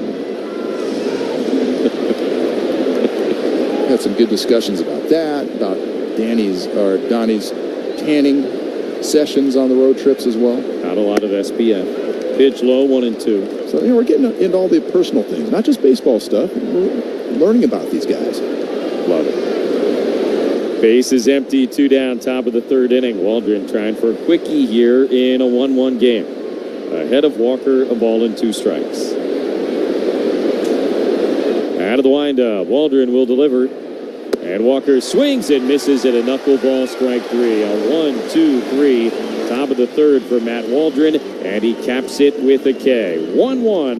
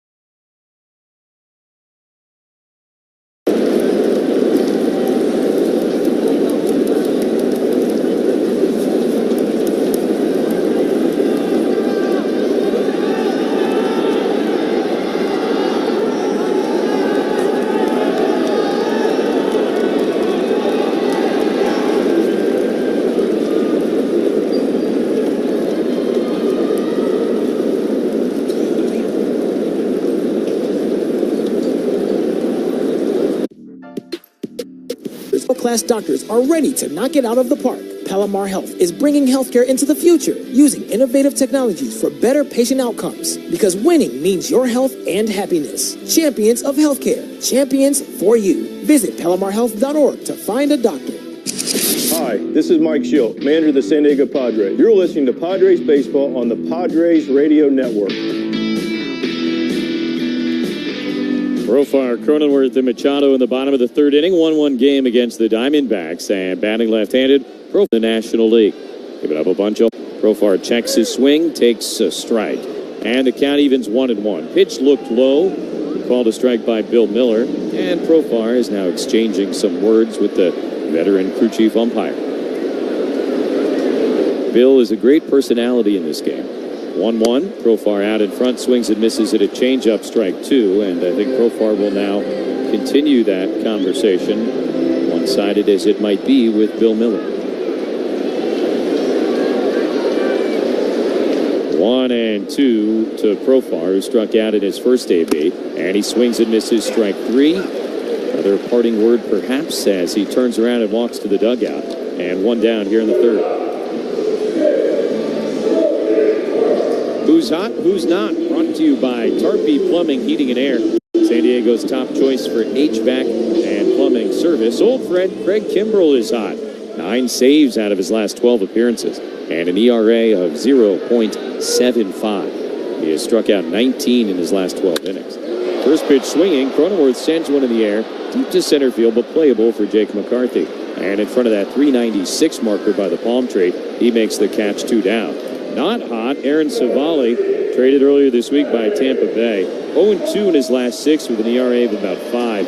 8 homers in his last 30 innings, including 3 last night in his Brewer debut at Dodger Stadium. That's not how you want to start things off with a new ball club. Fun. Here's Manny, 1 for 1 with an RBI single here on his 32nd birthday. First pitch. And Machado takes a fastball. Wow. For a strike, 0-1. It appeared to be both low and outside. Yeah, Bill Miller has definitely extended the strike zone down this inning against the Padres. Fought and catcher Herrera have certainly caught on. 0-1 pitch is right on the outside corner at the D, strike 2. Manny, at this moment, a career .342 hitter on his birthday. How about that?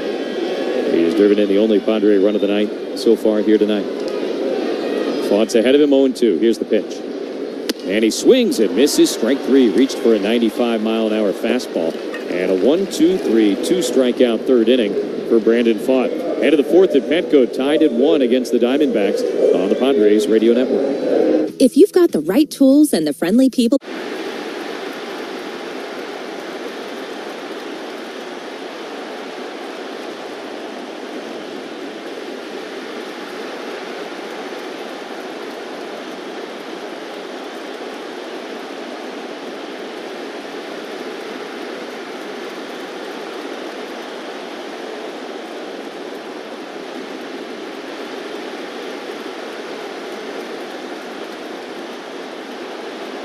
Look how much better Big Mike looks as he walks to the plate than even a month ago. Oh, boy. Take a good look. You won't see this for long. That's why the Rockies drafted him twice. Got him the second time in the first round out of UCLA, and he makes it 1-0. Home run number 7 for Big Mike. 111 off the bat, 462 feet.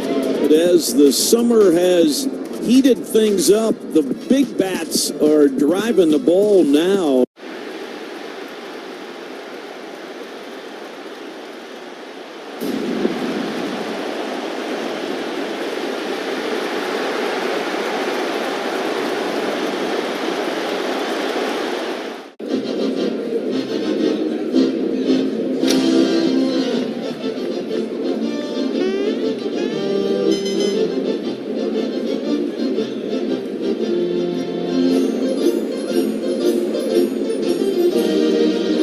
Sunday, August 4th at Snapdragon Stadium for the 2024 MLR Championship. Visit SDLegion.com to grab your tickets today. Big beats, big hits, no pads. That's SDLegion.com. Hi, this is Matt Walden. You're listening to Padres Baseball on the Padres Radio Network. Fans, turn back the clock and commemorate the 40th anniversary of the historic 1984 Padres. This Wednesday, when the Padres host the Seattle Mariners at 3:40. First 40,000 fans will receive a special 84 throwback hat, thanks to San Diego Community Power. So learn more at Padres.com/giveaways. Tied at 1, start of the fourth inning, and Lourdes Gurriel Jr. takes a fastball right down the middle from Matt Waldron, strike 1. Gurriel to be followed by McCarthy and Suarez, 5, 6, and 7 for the Diamondbacks here in the fourth inning. 0-1 pitch, and Waldron misses outside. Been an interesting night for Matt so far. A 1-2-3 first, then a miserably long second, though he was able to limit the damage to 1 run. And then a 1-2-3 third. See how it goes here in the fourth. Knuckleball is tapped foul, I think, yeah, right at home plate. And the count goes to 1-2.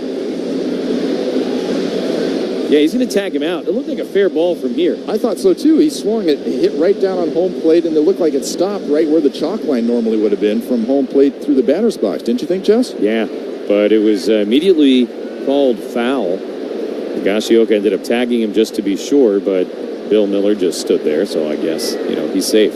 1-2, hit in the air to deep left field. Profar turning around, he'll run back. Now he's just going to watch.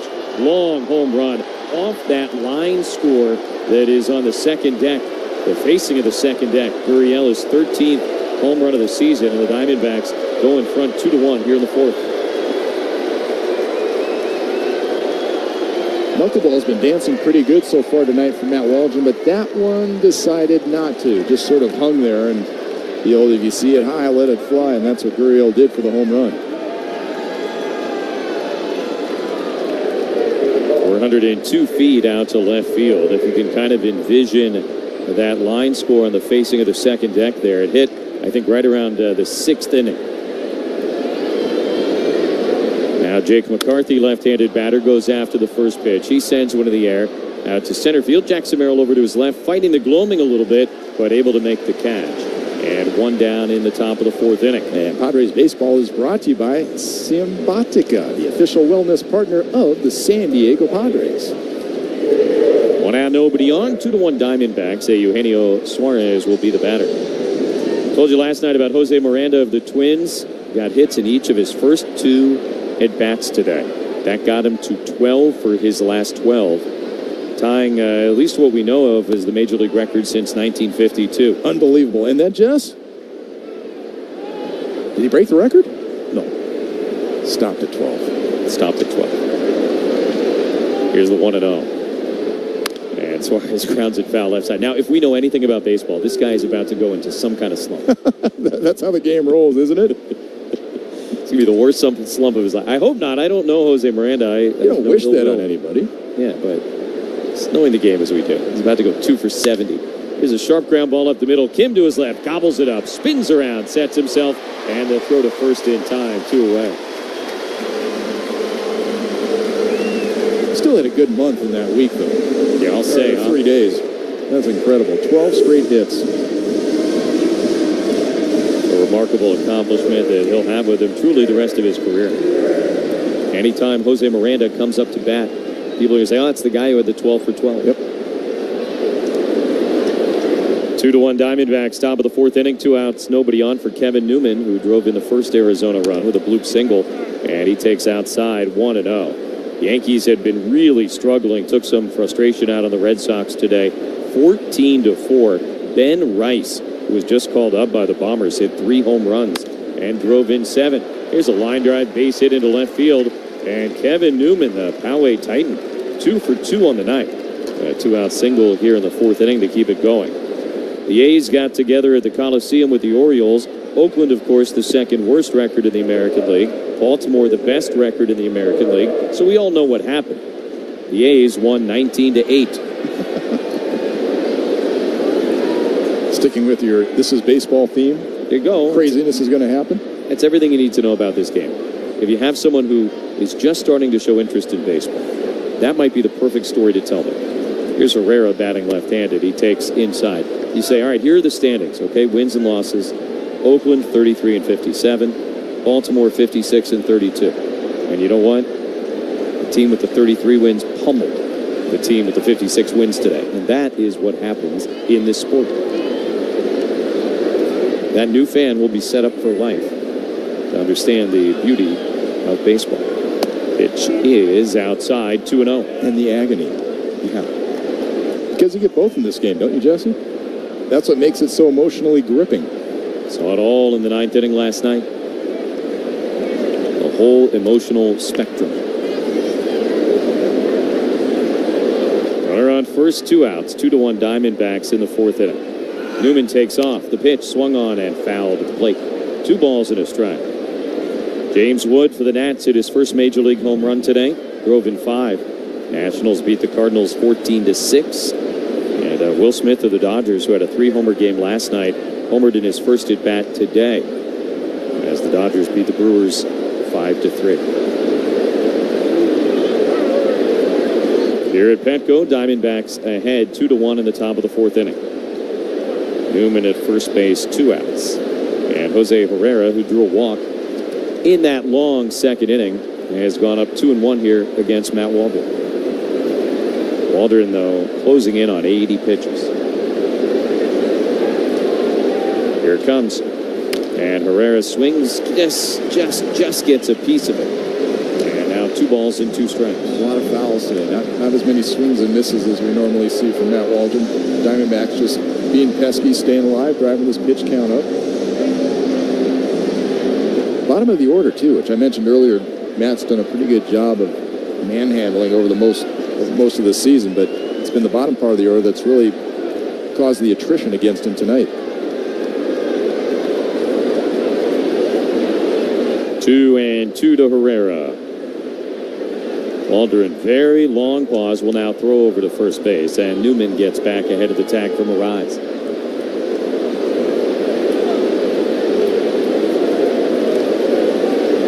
Diamondbacks, couple of runs, 4 hits. The Padres a run on 4 hits. Most importantly, each team has 3 mound visits remaining.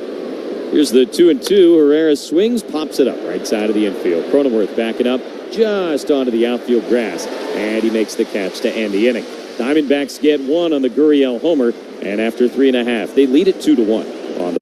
We do not mess up your name. We pride ourselves here on MLB Central. That's right. Right? That's on right. getting them right. We have a little game for you. Are you ready? Blower Lau had his first big league hit against Nathan Eovaldi. Wow. No. Oh. Your first knock's Eovaldi? Off the end of the bats. That's a nice one, though. Yeah. What were you thinking right there? Oh, this is your first knock? That doesn't count. Have you ever hit 1,000 for a year? There you go.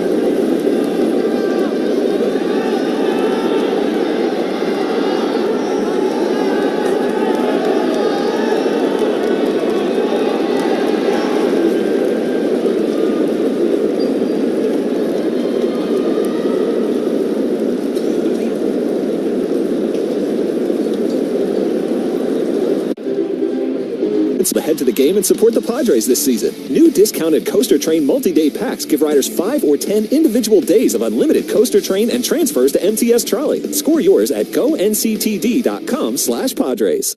This is Mike Schilt, manager of the San Diego Padres. You're listening to Padres Baseball on the Padres Radio Network. Bottom of the fourth brought to you by Genesis Home Improvement, San Diego's trusted painting, roofing, and window company. Padres come to bat trailing the Diamondbacks 2-1. Solano, Merrill, and Peralta here against right-hander Brandon Pfaadt, who seems to have settled in a little bit after a tough first inning. Yeah, he's figured some things out. I think he's doing a better job of using his fastball. Sweeper's been okay. Not the dominant pitch we're used to seeing, but pretty well located fastballs. Nothing mistakes in the middle, like that pitch right there. Good first pitch strike on the outside corner. He's not missing very much middle. And the two chances that the Padres did have to jump on him, they've put him back basically to the warning track, so he's gotten away with it. 0-1 to Solano, and a ground ball out to Walker. Had some weird spin on it at first base, but he's got it, brings it himself. And in time, one down in the bottom of the fourth. Jackson Merrill is coming up, and I was looking at something earlier today, Bob. If you go back to the start of June 1st, the Padre home run leaders are Jackson Merrill and Kyle Higashioka, both of whom have hit 9. That's since June 1st. If I would have told you that on May 31st, you would have said, Jesse, I think we need to check your temperature. But an incredible run for these two guys. Jackson swings here and misses strike one. Yeah, it's been great stories in both cases because Jackson Merrill, as we've talked about all season long, just a rookie who didn't come into the season trying to hit home runs. And when this power surge has come on, it's not been because he's swinging out of his shoes. Swings and misses here, strike 2. He's just the same kid, putting together quality at bat, staying balanced. And what's been great is he hits the home run. The next at bat, it's another line drive opposite field. So he stayed within himself while this power surge showed up. And as for Kyle, as you and Tony talked about, and you and I talked about briefly, just a little adjustment with his footwork has made all the difference for him. 1 out, nobody on. 0-2. Merrill takes Ian outside, a 95-mile-an-hour fastball that wasn't really all that close. And now 1-2 on Merrill, who flew to deep center his first time. Pfaadt, out of his windup, will deal, and the 1-2 fastball misses away. 2 balls and 2 strikes. Padres are 6 games over 500 for the first time this year, and for the first time since 2022. An opportunity today and or tomorrow to win a 5th consecutive series. 2-2 pitch, foul back to the net behind home plate. And I just noticed for the first time since the first inning, Brandon Pfaadt's ball-strike ratio. We said he is a strike thrower, but an absolute extreme number right now. He has thrown 46 pitches. 38 have been strikes. Only 8 balls. Here's the 2-2. Merrill hits it hard the other way beyond Suarez into left field at a base hit. 1-out single in the bottom of the 4th inning, and now the Padres have the potential tying run on base. We were just talking about his balanced approach, and the pitch before that is a pretty darn good changeup by Fott. It was down and away. Nice little piece of protective hitting by Jackson Merrill to foul it off and stay alive. And the next pitch he gets is a fastball up and out over, a lot more hittable, and just lines it into left. Going back to that theme, Jesse, of him not trying to do too much, not getting caught up in the home run power and thinking, oh, I've got to start swinging for the fences. Fastball out over, line it into left. 106-mile-an-hour bullet the other way. Throw to first, he gets back without a tag from Walker. Merrill very much a stolen base threat, 10 out of 12 here in his rookie season.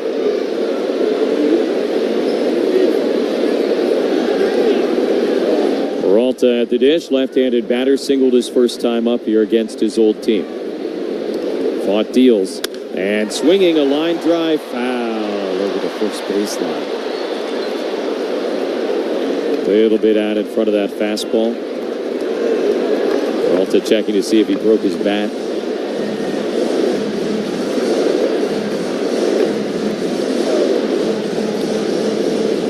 This is the chance for the Padres to do their damage, Jesse. 4 hits tonight, all of them coming off the bat of left-handers. And we talked about the challenges that Fott has had against lefties this season. And another good swing right there by Peralta to remind you that that's the case. And great opportunity for the Padres to get something going here. Back-to-back lefties with 1 out in the 4th. Including Profar, the pinch hitter, 5 of the 9 guys in the lineup tonight. Batting left-handed against him. Merrill at first, 1 away, 2-1 Diamondbacks in the bottom of the 4th inning. Here's the 0-1. Peralta hits it the other way. Short hop into the glove of Suarez. Goes to second one. Perdomo to first in time. And a double play. The old 5-6-3. And just like that, the inning is over. No runs, a hit, nobody left on base. And we go to the 5th with the Diamondbacks ahead.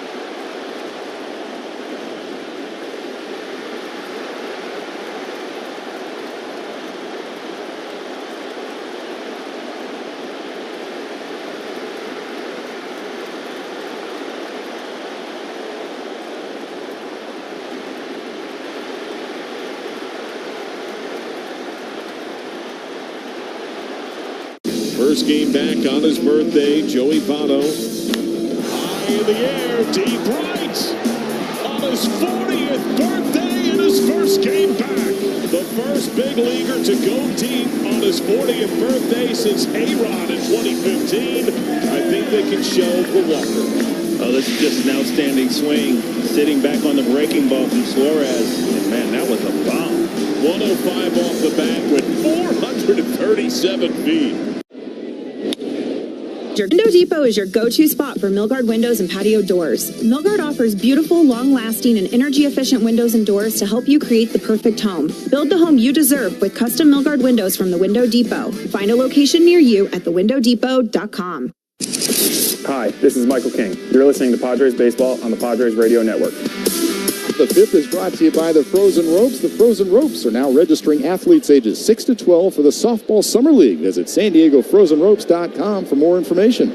Top of the order for the Diamondbacks in this top of the 5th. They lead 2-1. And Corbin Carroll leads off. Takes a cutter for a strike on the inside corner. 0-1. Carroll 0 for 2 on the evening. Grounded out to begin the game and then punched out with the bases loaded to end the top of the 2nd. 0-1 knuckleball. Pop foul out of play. Strike 2. And we'll pause 10 seconds for station identification on the Padres Radio Network. KWFN and KWFN HD1 San Diego. Hi, this is Kyle Higashioka. The Padres play here on San Diego's #1 station, 97.3 The Fan. And Odyssey Sports Station. 0-2 to Corbin Carroll. Matt Waldron misses upstairs, a ball and 2 strikes. With Bob Scanlon and our producer-engineer, Dave Marcus, I'm Jesse Agler. Arizona with a 2-1 lead here in the top of the 5th inning. 1-2 to the Diamondback leadoff man, and a knuckleball spoiled foul over the net behind home plate. Still 1-2 on Corbin Carroll. Geraldo Perdomo to follow, and then Jock Peterson.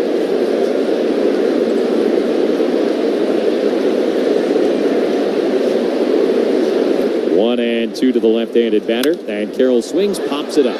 Straight up the elevator chute, as they say. Higashioka on the dirt circle around home plate makes the catch. And 1 down here in the 5th inning as Carroll fouls out to the catcher. Today's question of the day brought to you by Kaiser Permanente. If you have questions about your health, visit kp.org/San Diego. Kaiser Permanente, for all that is you. Tom in Point Loma writes in tonight as Geraldo Perdomo gets into the left-handed batter's box. And Tom has more of a statement than a question, but he says, "Hey, Jesse and Scans, I turned the radio off in the bottom of the 8th last night. I am ready for my on-air scolding." Shame on you. Shame. Machado in on the grass against Perdomo. 0 for 2 on the night, and he takes inside ball 1. If there's ever a team that you don't want to turn the radio off on because there's a deficit, it would be this 2024 Padre Ball Club. Well, if he did it in the 8th, he didn't believe in the Diamondbacks. 1-0 is swung on and fouled back, right? Oh, got it. Okay. So he left at 7-2. And he thought, like, all right, it's all good. So we appreciate his confidence. Okay. Yeah, I take it back. No scolding on that. You don't want to scold him? No. I say you got to stay the last out every night. No. Okay. Knuckleball all the way to the backstop, 2-1. No, Tom, here's what I expect out of you for the rest of the season, okay? Think like 1940s RCA radio in the living room. Just sit there on your Barca lounger with your root beer. And every single pitch, keeping score, by the way. So really make sure you're locked in. 2-1 to Perdomo, and a ground ball towards first, but foul, 2-2. I love how you took it to the next level, keeping score along the way. Yeah. I've just got this vision of the whole family huddled around the old stereo right now. Listen in. Dad's got the paper out. Where's Jesse? Where's Jesse? Oh, there he is. And the 2-2. Yeah, exactly. Pitch to Perdomo is a strike. Knuckleball just kind of dropped in, and he's rung up for the 2nd time tonight. That's the 5th strikeout for Waldron. 2 down here in the 5th inning. No, Tom, we're not going to scold you. And look, I'm sure a lot of people figured 7-2. This thing is done. Understandably, especially the way this bullpen has been throwing of late, Jess. They've been lights out. Base is empty for Jock Peterson. He's twice flown to Jackson Merrill tonight, and he's trying to do so again. Lifts one in the air to left center, and it'll be Profar as he comes over, cuts in front of Merrill to make the catch and retire the side. A 1-2-3 5th for Matt Waldron midway at Petco Park. Arizona.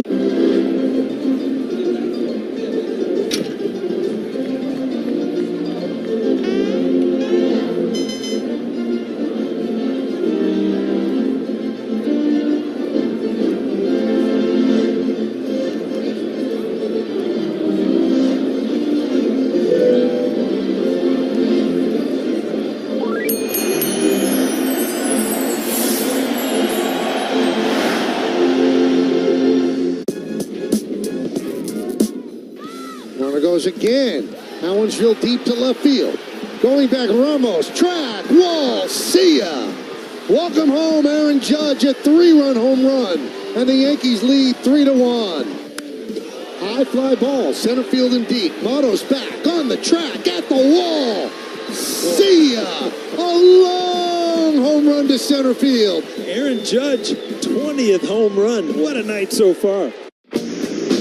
It's time for Play Ball Categories. Let's spin the wheel and see what we land on. World Series Championships. Can you name every team without a World Series championship? Every team without a World Series championship? Do you have your answers ready? All right, let's see. The Rays, Rockies, Mariners, Brewers, and Padres have never won a World Series. 2024 Better Business Bureau Torch Award for Ethics, recognizing exceptional ethical practices. Experience the ethical water treatment leader by visiting ecowatersocal.com or calling 760-350-3338. Tell them Woodsy sent you. Hey, this is Mike Schill. You're listening to Padres Baseball on Padres Radio Network. Padres come to bat in the bottom of the 5th inning, trailing Brandon Pfaadt and the Diamondbacks 2-1. Ah-Sung Kim leads off, just missed a home run in his first AB. Takes a fastball right down the middle for a strike, 0-1. Pfaadt has kind of been an interesting story here tonight. Told you at the start of the game, loves to throw strikes, fill the zone. He's now thrown 50 pitches, 42 have been strikes. There's a miss, just barely inside. 1-1 on Kim, and not overpowering, not necessarily, right on the edge every single time, but he's been effective to this point for Arizona. Here's the 1-1. And Kim takes low and outside, ball 2. Yeah, I wouldn't call it a surgical outing by any means, even though he's thrown a ton of strikes, but it's no cookies down the middle. I mean, he's basically getting to the thirds. He's in the upper part of the zone, the lower part of the zone, staying out of the middle for the most part. 2-1 to Kim, hit in the air to left center again, deep again. Gurriel back to watch this one off the wall.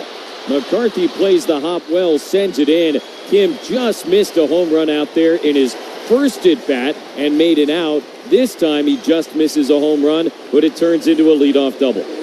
Yeah, and there have been several of those tonight, Jesse. In terms of the Padres have hit some balls hard. Ha-Sung Kim's first plate appearance just barely missed it, and this one he crushes. Jackson Merrill had a fly out to deep center field. We saw Jake Cronenworth hit the ball hard as well, so there have been some hard contact against Pfaadt. The Padres haven't had much to show for yet. Maybe they can get something going here in the 5th after Kim barreling that one up. So the tying run at second base, nobody out. Kyle Higashioka will be the batter. And first pitch breaking ball is a strike, 0-1. 2-1 Diamondbacks, but the Padres have Kim on second base, nobody out. Higashioka struck out his first time, but has been swinging a great bat for the Padres. Pfaadt comes set, a look at Kim. Pitch on the way, and Higashioka swings and misses. Buried a sinker down and in against him, and now 0-2. That's the pitch you've got to be careful of, and that's normally the pitch that Pfaadt will try to use against right-handers. That good hard two-seamer in. If he gets you to swing at it, it's a ground ball to the left side. If not, he sets you up for the sweeper. No balls and 2 strikes. The pitch is outside. Pods have been so good as of late with runners in scoring position. 4 for 10 in yesterday's game. 1 for 3 so far here tonight, including the RBI single by Machado in the first inning that at the time gave him a 1-0 lead. Now they trail 2-1. Runner on second, nobody out. The pitch. And Higashioka swings and misses, strike 3. Another sweeper and strikeout number 6 for Brandon Pfaadt. So 1 out, and Luis Arraez coming up for the 3rd time tonight. Get access to limited edition Padre gear by coming to upcoming themed games against the Braves. Enjoy Christmas in July with a Very Merrill Christmas tee next Saturday, or snag collectible player pins featuring Musgrove and Campusano next Sunday. Learn more at Padres.com/theme games. Pickoff play at second. Pfaadt wheeled around to fire. Neither middle infielder covered, but Kim still went scrambling back to the bag, covering his head. Yeah, waiting for the throw to second base. It never was going to happen. So it just goes as a disengagement. Arraez 1 for 2 with a single and a run scored. Left-handed batter takes outside, ball 1. Erickson Profar waits on deck.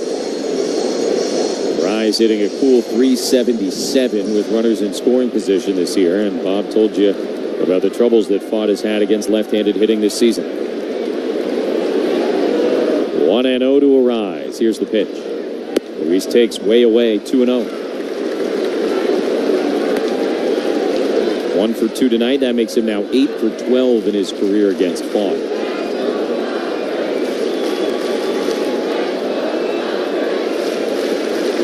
Tying run at second base with 1 out here in the bottom of the 5th inning. 2-0 to Arraez. Here's the pitch. Luis takes outside again, 3-0.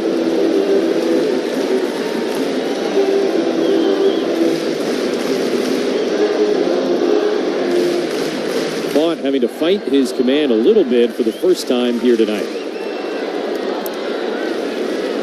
3-0 on a rise. The pitch is on the outside edge. A called strike, 3-1. Mentioned some of his struggles against the Padres earlier this year, but remember, he did take a no-hitter into the 7th against the Padres last August. 3-1 the pitch. Rice hits it hard, bounces off, fought, rolls into foul territory, third base. Kim took an aggressive turn, now scampers back to the bag as Suarez picks the ball up in front of the Diamondback dugout. Arise aboard with a base hit off of the pitcher, Fought, who appears to be in some discomfort, and they're now coming out to check on him. That was an absolute rocket, and it looked like it was off the foot or the ankle of Fought and carried him all the way over towards that dugout on the third base side. And I would imagine that he's getting little golf ball swelling on that thing right now. As if Luis Ariz hasn't caused enough damage to Brandon Fought. Now here's one off your ankle for a little salt in the wound. Yeah, not only am I now 9 for 13 against you, but I just lined at 98 mile an hour batted ball off your ankle.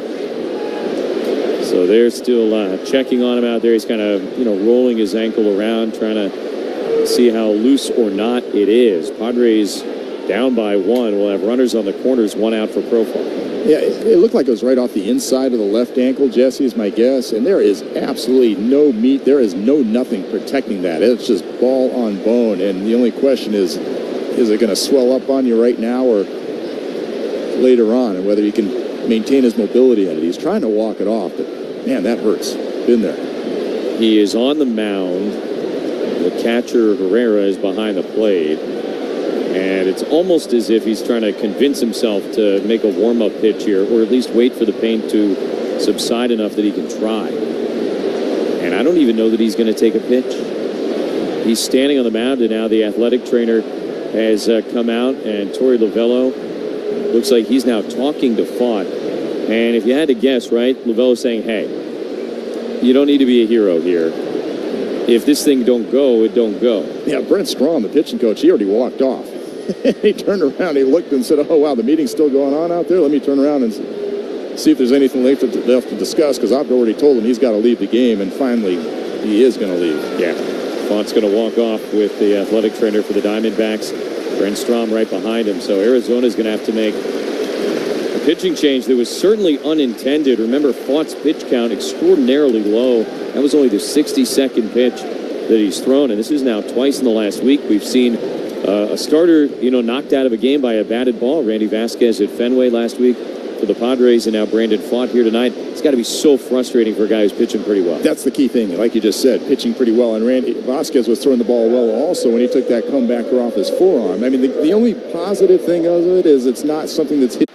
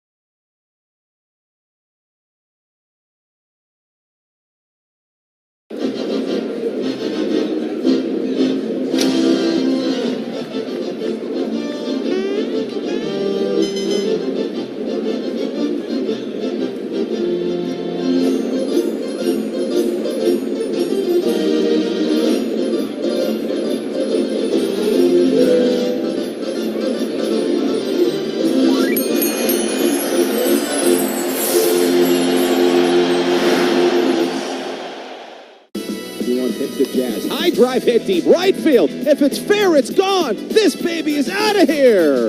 Jazz Chisholm Jr., that's the big hit the Marlins needed. It's a 3-run bomb here at the top of the 5th inning. The Rangers still have 3 outs with which to work here, and they have the heart of their order.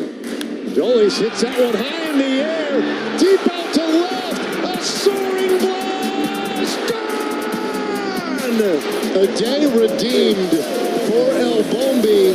And he hammers that baseball. Had to see so many different doctors, and at first, it was intimidating. But I shouldn't have worried because Kaiser Permanente has over 1,500 doctors in San Diego, and Kaiser Permanente has the most care all in one building. I got my MRI, my surgery, and I am completing physical therapy, and I don't have to go anywhere else. For more information, go to kp.org/San Diego. Kaiser Permanente, for all that is you. Well, Torey Lovullo goes to the bullpen out of necessity after Brandon Pfaadt gets knocked out of the ballgame by a comebacker off the bat of Luis Arraez. And Lovullo's going to go with Kevin Ginkel, the right-hander, is 30 years old, coming on for the 37th time for the Diamondbacks. And he has been excellent, a 2.80 earned run average. In fact, in his last 17 ball games, posting a 0.53. So Torey Lovullo going to a right-hander that knows he can trust to try to put an end to things here in the 5th inning. And Jesse, I can just tell you from experience, this whole thing of being the reliever coming in after an injury and trying to get loose, it's not a comfortable feeling by any means. And I'm sure you've heard it before, but it's a classic, okay, I know I'm supposed to take my time. I've got as many pitches as I want, and I've got 47,000 people sitting here waiting for me to get ready. So I'm not going to lie, when I found myself in this situation a couple of times, I felt like I rushed, and I'm hoping that that's the case for Ginkel as well, and the Padres can keep this rally going. San Diego kid as well, so he's got some friends and family here. I don't know if that makes it better or worse when you're the center of attention in this situation. Padres trailing the Diamondbacks 2-1. Interestingly, too, Ginkel is not really very often used as a multi-inning guy, and you might think, all right, the starter gets knocked out in the 5th inning because of an injury. You want to bring on somebody who can give some length, but he's actually more of a high-leverage guy for Torey Lovullo, who sees, hey, I got a 1-run lead. They've got runners on the corners, and the heart of their order coming up. He's trying to stop this thing right where it's at. Yeah, I think you're exactly right. That's exactly the strategy that Torey has in his mind right now, because to your point, normally they see Ginkel in the 7th inning, 8th inning, 9th inning. He's been their setup guy, their holds guy. He's got a few wins coming in late in the ball games that are tied. But not a long innings guy. But look, this is the leverage situation. From the perspective of Torey Lovullo, this is the first rally that the Padres have really been able to get together. And as you mentioned, you got Cronenworth and Machado coming up. Might as well bring in somebody that can try to shut this thing down right here, right now. Yeah, it makes a lot of sense. Pitching change brought to you by Sid's Carpet Barn. Sid's has been covering San Diego's homes and businesses for over 70 years. Visit a Sid's or sidscarpet.com for all your flooring needs at the lowest prices in town. Ready to go. Ginkel says that he is loose. And so Jurickson Profar will get into the left-handed batter's box with runners on the corners and one away. Padres down by 1. They've got Arraez at first and Kim at third. First one to Profar is fouled back, strike 1. Profar 0 for 2 against the starter Pfaadt. You talked about the psychological hump, if you will, that Ginkel had to get over warming up. And just kind of a heartbreaker for Pfaadt not being able to stay in the game. Here's the 0-1. And Profar takes way high, a ball and a strike.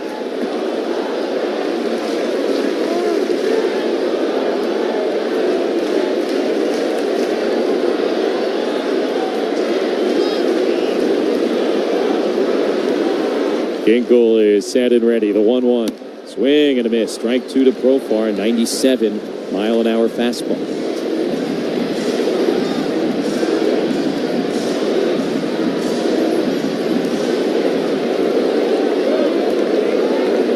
You oftentimes look up, you see a 2-1 game in the 5th inning. You think it's been pretty straightforward. That has not been the case here tonight. Profar now uses his timeout. A lot of starts and stops. Some weirdness. But at the end of the day, Padres down by 1 and threatening here in the 5th. Here's the 1-2.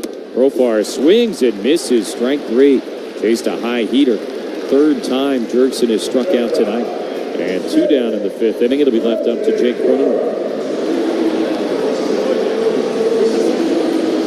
Ginkel throws hard, 96 mile an hour fastball up and in. Had a little two-seam action on it. Jerkson thought he could catch up to it, but just a little too late. Good carry on that heater. Cronenworth stands in, 1 out of 2 on the night. That was against Fought. Now facing Ginkel with 2 on and 2 out. Swings at the first pitch, fouls it back, strike 1. Cronenworth 1 out of 5 with a double and a walk against Ginkel in his career. And now the catcher, Herrera, out in front of home plate. He'll go through some defensive signs as the Diamondbacks decide what they'll do if Arise takes off. He's the guy at first base. Kim, much faster, the guy at third. Padres are down by 1. No balls and a strike. Here's the pitch. Cronenworth takes way high. And Herrera kind of had to come jumping out of the crouch to receive that fastball.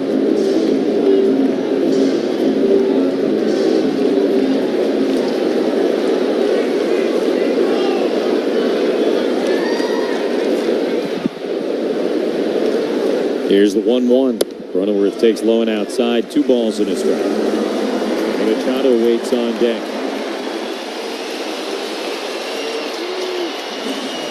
Jake in the driver's seat right now. You just saw a fastball miss really wide, a breaking ball miss really wide. Good chance to come out of your shoes right here on a fastball in her half.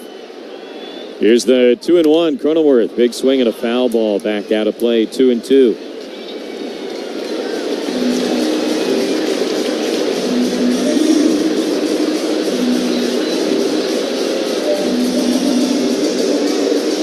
Again, the catcher, Herrera, out in front of home plate to go through the signs. That is, by the way, a decent stall tactic for your reliever if you're trying to give him a little bit more time in terms of the pitch clock, because the clock does not run until the catcher gets back to home plate. Not saying that's what's happening. Not saying it isn't. 2-2 is muscled foul the other way and into the protective netting. Another nice little trick is changing balls. No, I don't like this one. No, I don't like this one either. Keep that clock from resetting. The other one that we saw it recently against, I forget which team, one of the teams we just saw, was the catcher, instead of throwing the ball back to the pitcher, because that's when the clock resets, he was stepping out in front of home plate, kind of taking his time, then throwing it back to the pitcher. Buying a few extra seconds. Jake's had 3 opportunities on that 97 mile an hour fastball in the inside corner. He's fouled back all 3 of them. 2-2 to Cronenworth. Runners leading at the corners with 2 away. Padres down by 1. Arise runs. It's a pitch out. They throw down. Perdomo cuts it off. Throw to third. Kim is back. Throw back to first. Arise is back. So nothing doing. It's just ball 3. Wow.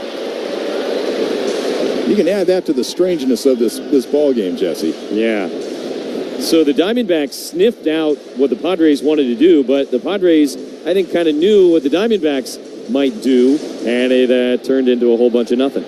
Yeah, I think Arise was hoping that he could get into a pickle in that situation and get the rundown going and have Kim sneak in through the back door, but the Diamondbacks weren't playing it. They threw over to third base to try to get Kim. So now Arise will run for sure, and the 3-2 swung on and missed. Strike 3. Ginkel out of the bullpen, and back-to-back Ks to strand runners at the corners. And to the 6th inning, 2-1 Dbacks on the Padres Radio Network.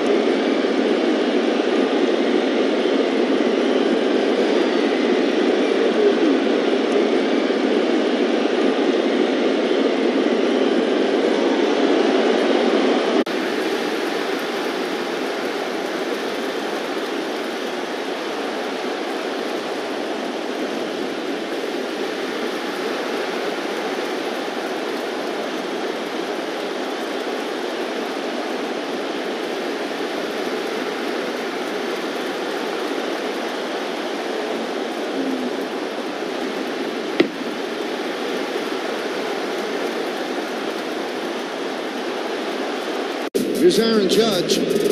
Since 1952. When you've been doing it as long as we have, we don't have customers. We have family. Grangettos is located in Encinitas, Escondido, Fallbrook, and online at grangettos.com. Hi, it's Jake Cronenworth with the San Diego Padres. The Padres play here on San Diego's #1 sports station, 97.3 The Fan. Top of the 6th inning, the Diamondbacks will come to bat somehow still with a 2-1 lead in this game. Matt Waldron on the mound for the Padres, about to throw his 90th pitch. It's a knuckleball that Walker comes out of his shoes swinging and missing at strike one. A very, very long and weird bottom of the 5th inning after Font left and Ginkel had time to warm up, so you wonder how that impacted Waldron. 0-1, Walker takes high, and a ball and a strike. Well, thank goodness that Matt Waldron had such an efficient 5th inning, only 11 pitches thrown, because it looked like that was possibly going to be his last inning, closing out a 90 or more pitches. 1-1 to Walker, hitting the air foul out of play right side. Fortunately, as I said, 11 pitch inning, and he gets the opportunity to go back out there for the 6th. You still get the sense that at any moment the Padres could bust this game open. So you want to just try to stay in there as long as you can, keep the Padres close, and wait for that offense to kick in. Ball and 2 strikes to Christian Walker. The pitch from Waldron is a knuckleball on the outside corner. Strike 3 called. 6th strikeout of the night, and 1 away here in the 6th inning. Nasty one. He's throwing some absolutely filthy knuckleballs tonight. It's been one of those nights where it seems like when they're good, they're going straight down. And that was one of them. A little bit up in the zone, but still enough action on him to get him looking. So 1 out, nobody on for Lourdes Gurriel Jr., who homered in his last at-bat. And he takes a knuckleball outside, 1-0. That home run, the difference in this game. 2-1, Arizona, with 1 down and nobody on in the 6th inning. Pitch number 95 now from Waldron. And a fastball outside, 2-0. Stephen Kolek is throwing in the Padre bullpen. So obviously Mike Schilt and Ruben Niebla ready to make a move if need be. 2-0 and a ground ball foul. Got a big piece of Gurriel. He's hopping around, and another painful batted ball for the Diamondbacks. Reminder, you can watch tomorrow's game against Arizona for free exclusively on Roku as part of MLB Sunday Leadoff at 1:10. Padres.tv subscribers will be able to stream the game the same way you would on a normal Padres.tv game. To learn more, visit MLB.com/Roku. So yeah, a little bit different tomorrow TV-wise. But Scans and I will be with you on the radio as per normal if needed. Can always depend on the radio, Jess. That's it. 1 out, nobody on here in the 6th. Gurriel back in after that painful foul ball. 2-1 from Matt Waldron. And a knuckleball swung on, popped up left side of the infield. Kim back onto the outfield grass, and he'll make the catch 2-away. Who's on deck for the Padres in the 6th is brought to you by TimberTech Decking and Railing. Everything wood should be. Visit timbertech.com. It'll be the 4, 5, 6 batters for the Padres in the bottom of the 6th. Manny Machado, Donovan Solano, and Jackson Merrill. They will be facing a Diamondback bullpen the rest of the way after Font had to leave following the comebacker hit by a rise. Here's McCarthy, left-handed batter, and he takes a knuckleball in the dirt, 1-0.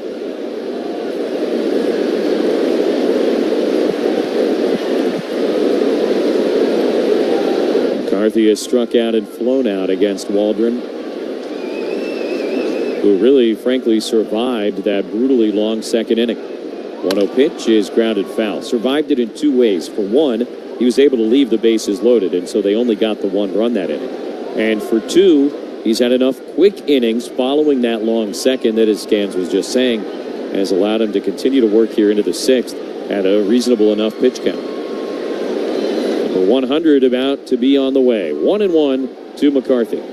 And a knuckleball way high and outside. 2 balls and a strike. It's pretty amazing. Assuming he finishes up this inning, another 6-inning, 2-runner less outing. 10 of his last 11 outings, he's allowed 2 earned runs or less. Absolutely incredible. Here's the 2-1. McCarthy swings, pops it up. Higashioka right near the plate. Now in foul ground behind the dish, makes the catch, and a 1-2-3 sixth inning for Matt Waldron. After 5.5, it is still the Diamondbacks 2 in the...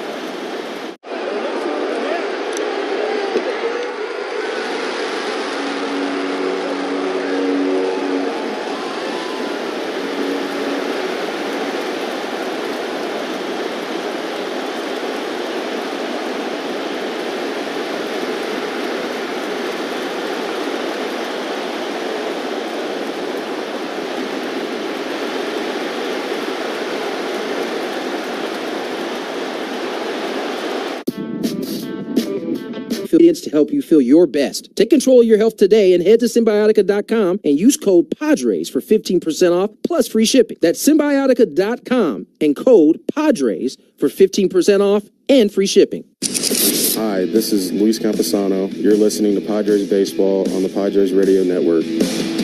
Padres Baseball brought to you by Tarpey Plumbing, Heating, and Air, the Fix-It-Right Company. Birthday boy Manny Machado leading off in the sixth inning. Padres down 2-1. Facing Kevin Ginkel, and a first pitch fastball for a strike on the outside corner, 0-1.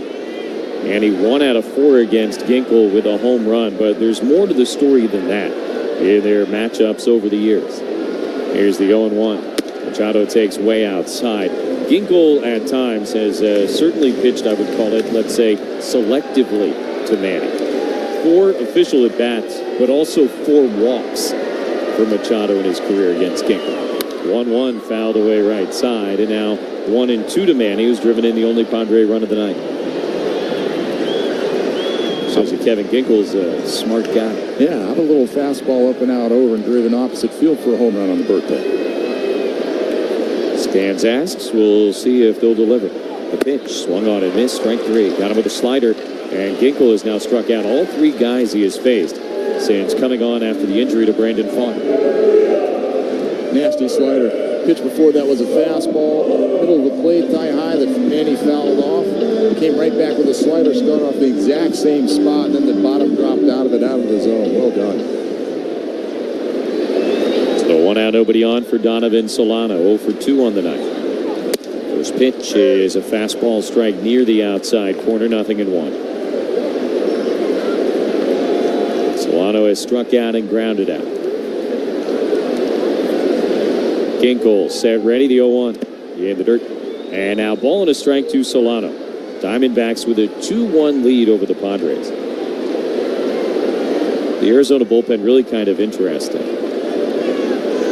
Go back the last couple of weeks. In their wins, they have been basically untouchable. In their losses, they have been incendiary. Here's a swing and a miss, strike 2. Not much middle ground there, right, Jess? That's it. In their last 5 victories, the pen is not allowed a run in almost 20 innings of work. Yeah. But in that same time, in 7 losses, their ERA is about 8. So far tonight, Ginkel has struck out everybody he's faced, as this fastball is close enough to the outside corner for Bill Miller, and he rings Solano up. Pitch was well off the plate. Solano definitely had a parting word for him, but just kind of walks away. And now 4 straight strikeouts for Ginkel. Well, he got ripped off twice. I mean, 2 pitches. The first strike was 4 inches off the plate. The last one might have been a little further off.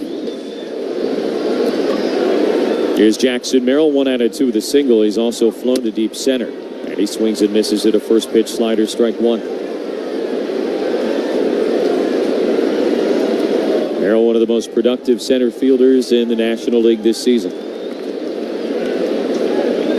Here's the 0-1. Jackson flinches, takes that same slider this time, and it's low, 1-1. To that point, Jesse, in the back of your mind, you're thinking maybe an all-star opportunity? I believe tomorrow the teams will be announced. It's got to be in the conversation. Pitch in the dirt, 2-1. Truly has to be. Whether it happens or not, who knows? There's a million factors that go into that. Rookies, it can be tough. But if you look at his numbers compared to the other center fielders in the league, he's right there at the top. Yep. Base is empty, 2 down in the bottom of the 6th. Here's the 2-1 pitch. It is high. 3 balls and a strike to Jackson.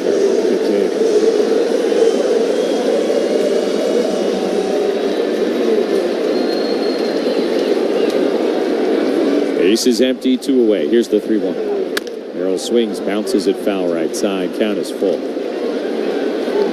If you've kind of been in and out of the car tonight, or maybe just kind of catching up with the game, I would best describe this one as a 2-1 game that feels like a 7-6 game. Payoff pitch. Merrill swings, lines it right to the shortstop, Perdomo. He makes the catch, and a 1-2-3 6th inning turned in by Kevin Ginkel. Head to the 7th at Petco. Arizona still leads 2-1.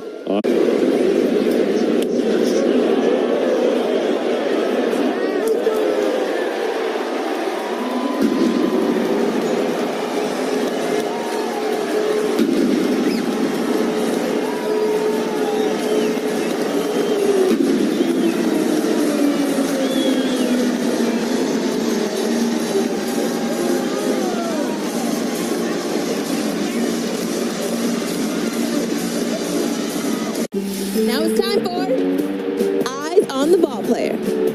Can you find Carlos Correa in this photo of Twins fans? Carlos Correa with a rocket. Boy, he can play some kind of shortstop. Doing it with the bat, he's doing it with the glove. And a great catch made by Carlos Correa. What a play by Carlos Correa. Diving catch by Carlos Correa. Deep it goes and gone. The man stays red hot. C4 locked in. And there he is. Brett Rooker joining the show in studio. We're going to talk hitting. What are you thinking right here? That's 95 at the very top, and I at least foul it off. So I know I can cover it. If I make that same move and have that same mindset, I can cover the fastball at the top. And if I can cover that fastball at the top and at least foul it off with 2 strikes, then I know I'm on the rest of the pitches. And I know I've got time to adjust to it. Can we get a side view? One of the side views back up? And I think God, he's going to work here. I know, he's definitely ready. Here he comes. He's ready, man. Uniquely powered by American Movements. Define your legacy today with a Lineage timepiece at lineagewatchco.com. That's lineagewatchco.com. Lineage Watch Company, official timepiece of the San Diego Padres radio network. Hi, it's Joe Musgrove with the San Diego Padres. You're listening to Padres Baseball on the Padres radio network. Top of the 7th is brought to you by Kaiser Permanente for all that is you. Matt Waldron is still out there at 101 pitches. Padres trail 2-1. And Eugenio Suarez takes outside, ball 1. Newman on deck, then the switch hitter Herrera. After that, the left-handed guys at the top of the order. And Yuki Matsui throwing in the Padre pen. 1-0 pitch is high, 2 balls and no strikes. So if we're going to play manager for a moment, one might think that Matt Waldron gets, 2 batters here? Unless he gets through them super quick and you want to give him an opportunity to face Herrera. But yeah, ideally I'm thinking 2 and bring in your lefty to switch up Herrera. 2-0, swing and a miss. Yeah, hard to imagine any scenario in which he's in there to face Corbin Carroll if it gets that far. No. 104 pitches now for Waldron. Career high is 107. 2-1 to Suarez. And inside, 3 balls and a strike. Yeah, it's not been an easy 105 or 6 pitches either, Jess. I mean, he had to work through a whole lot of traffic in the 2nd inning, again in the 4th. It's not been an easy road, but he's been grinding and getting it done.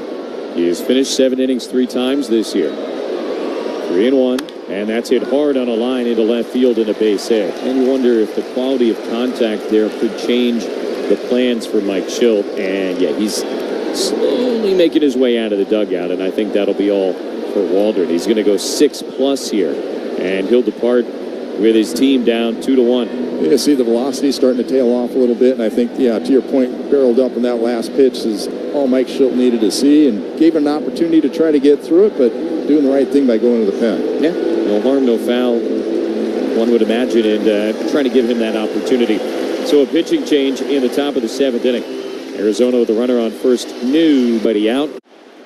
And here's another one I believe went off the scoreboard.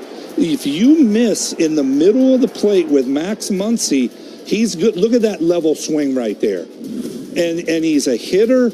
But what I love, watch him drop. What he does is he moves his hands and he loads into the back leg. Here you see the knob facing the catcher, which I really love because that's the power position for any power hitter.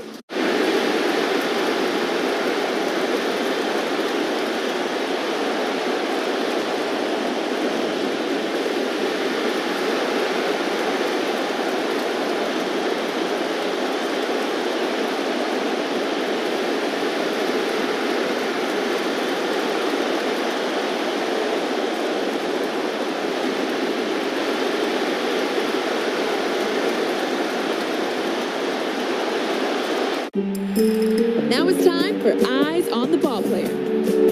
Can you find Francisco Lindor in this photo of Mets fans?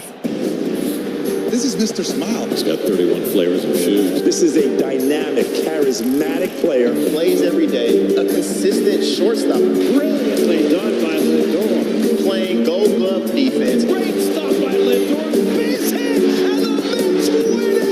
Lindor. And there he is. Jordan Alvarez leading off the Padres Radio Network. Suey coming into the ball game for the 41st time, a 3.38 earned run average. And Jesse, he's been outstanding of late. Last 12 outings, he has not allowed a run. 17 punch-outs in 12 innings pitched. Trying to keep that going here with a runner on first, nobody out. 2-1 Diamondbacks in the 7th. And Kevin Newman swings and misses with a slider for strike 1. Pitching change brought to you by Valvoline Instant Oil Change, your 15-minute instant drive-through oil change. Visit SoCalOilChange.com for directions and discounts. SoCalOilChange.com. Nothing in 1 to Newman. The Palwegian 2 for 2 tonight with an RBI single, and he fouls it back. Strike 2. All right, so what has it been lately about Yuki Matsui that's allowed him to have that kind of success? Well, I know that he and Ruben Niebla worked on a couple of mechanical things, and was basically with the lower body to try to help his line be a little bit more direct to home plate and not have that front side flying open. Trying to drive more with that lower body, with that front hip, keeping it closed, keeping it going in the direction of home plate, and it seems to have worked. He's got a much better direction and staying in the lanes much more effectively lately. Suarez at first base, not really a threat to run, and the 0-2 to Newman is in the dirt. All in 2 strikes to the Arizona second baseman, getting a rare start over there tonight. Ketel Marte out with a bad bat. Diamondbacks 2, Padres 1 in the top of the 7th inning. A ball and 2 strikes to Kevin Newman. Matsui delivers. Newman checks his swing on a ball in the dirt. They appeal, but he didn't go. And the count now evens. 2 balls and 2 strikes.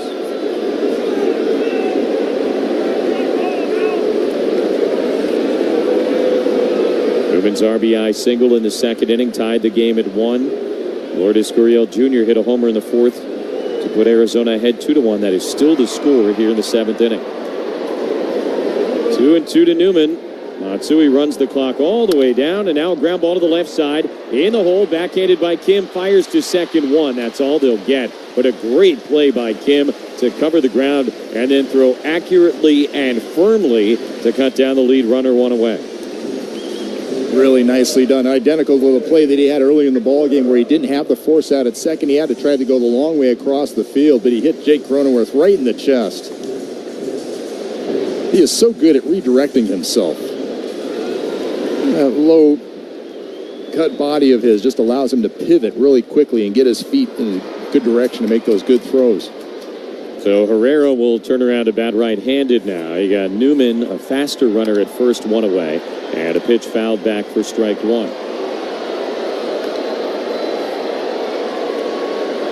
Diamondbacks last year, of course, were absolute thieves on the bases. They got off to a very slow start in the stolen base department this year. It's picked up a little bit in the last month or so, but not what they were the last couple of years. Here's the 0-1 to Herrera with Newman leading at first base and way outside with a splitter that kind of hung out there. 1-1.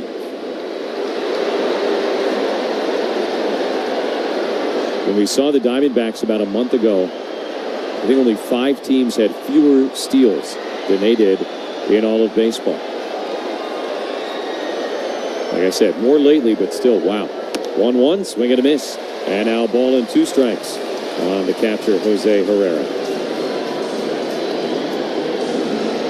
Got the wave going here. Petco working its way clockwise up the left field line. Western Metal Building, left field, towards the bullpens. And around it goes. Newman, big lead at first base. Matsui looking right at him. 1-2 to Herrera. Yuki deals, and way high and outside. 2 balls and 2 strikes.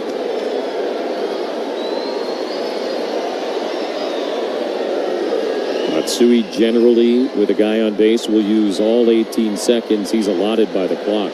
Doesn't even really get on the rubber until 8 or 7. And he'll come set and hold until right at 1.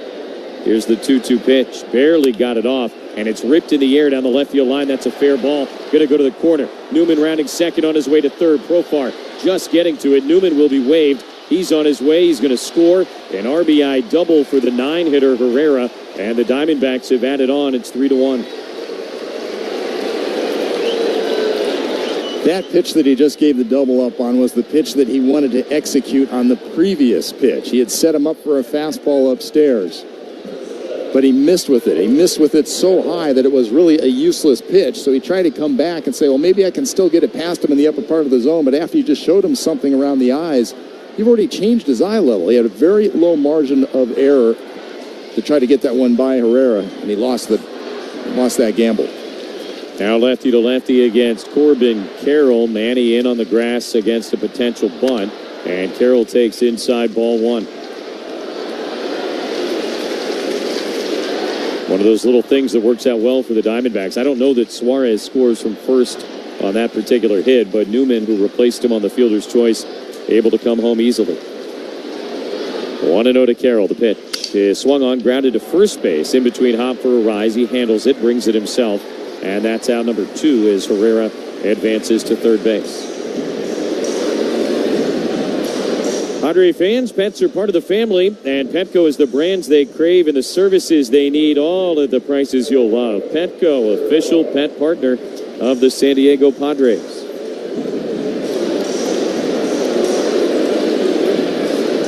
Steven Kolick warming in the bullpen, and now Higashioka and the rest of the infield can take a very, very slow, deliberate walk out to the mound here and perhaps try and spend some time talking to Matsui.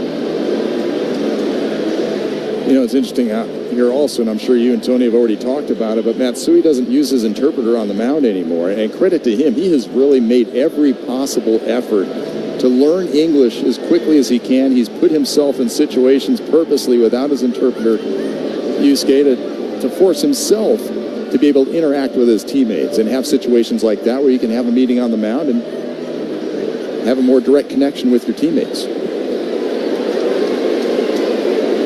We saw his interest in that literally day 1 in spring training. Mound visit over. Perdomo, switch hitter, batting right-handed. And the first one from Matsui is a good, sharp breaking ball right at the knees for a strike. 0-1. What, he introduced himself in 3 different languages? Yeah. Fun guy. Herrera at third, 2 down. 0-1 to Geraldo Perdomo. The pitch is outside of the dirt. Good sliding stop by Higashioka. And now 1-1.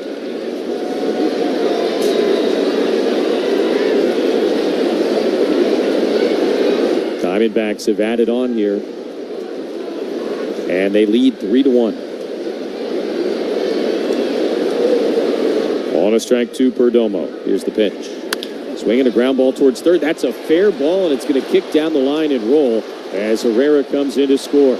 Perdomo on his way to second base. Going to get greedy. Try for 3. Profar comes up firing from the corner. Not in time. An RBI triple and a 4-1 Arizona lead.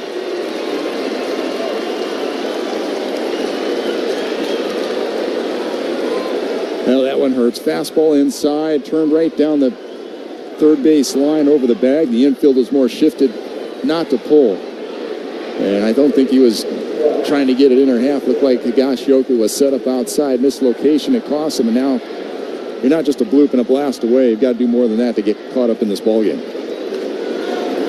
Jock Peterson, the batter. Last guy you got to figure for Matsui no matter what. And first pitch is right down the middle. Slider for a strike. Christian Walker on deck, a right-handed batter. Stephen Kolek is throwing. Obviously, Matsui wants to get Jock Peterson and send us into the 7th inning stretch. Perdomo at third, 2 down. 0-1 to Jock Peterson. Pitch swung on and missed. Good splitter, maybe the best one he's thrown. And now 0-2. Big crowd again here tonight, 44,761, a sellout. 27th sellout of the year. No balls and 2 strikes to Peterson. The pitch from Matsui is taken in the dirt. Good stop, Higashioka. And the count is 1-2. Gallagher Square packed again tonight, Jess. The way that area was kind of reimagined has totally reinvented the experience out there. It's remarkable. Runner on third, 2 out, 1-2. Matsui deals. Peterson swings, grounds it foul off the railing in front of the Padre dugout right side. I think if I went to go see a ball game from out there, I'd go out to the Tony Gwynn Terrace. How about you? Yeah, you get the good elevated view. You can kind of hang out on the railing.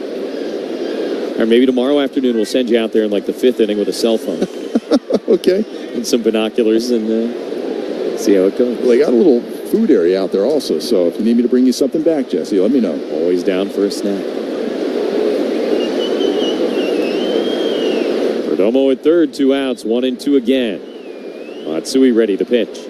And Peterson takes way high, 2 balls and 2 strikes. Now 20 pitches thrown by Matsui. Yeah.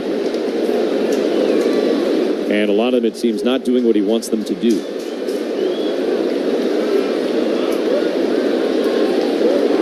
Opportunity to limit the damage right here, right now. 2-2, the pitch. Peterson swings and misses, strike 3. Got him to chase a slider, and that strikeout will end the top of the 7th inning. Arizona, though, a couple of runs on 3 hits. They leave a man. Time to stretch.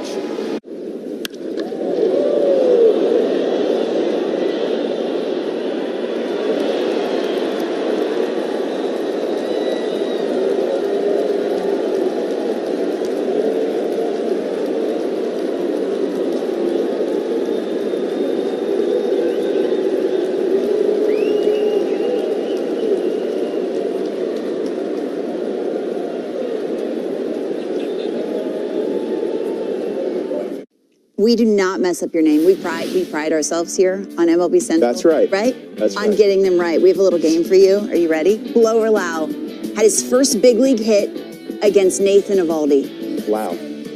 No. Oh. Your first knock's Eovaldi? Off the end of the bat. That's a nice one, though. Yeah. What were you thinking right there? Oh, this is your first knock? That doesn't count. Yes, it Have you ever hit 1,000 for a year? There you go.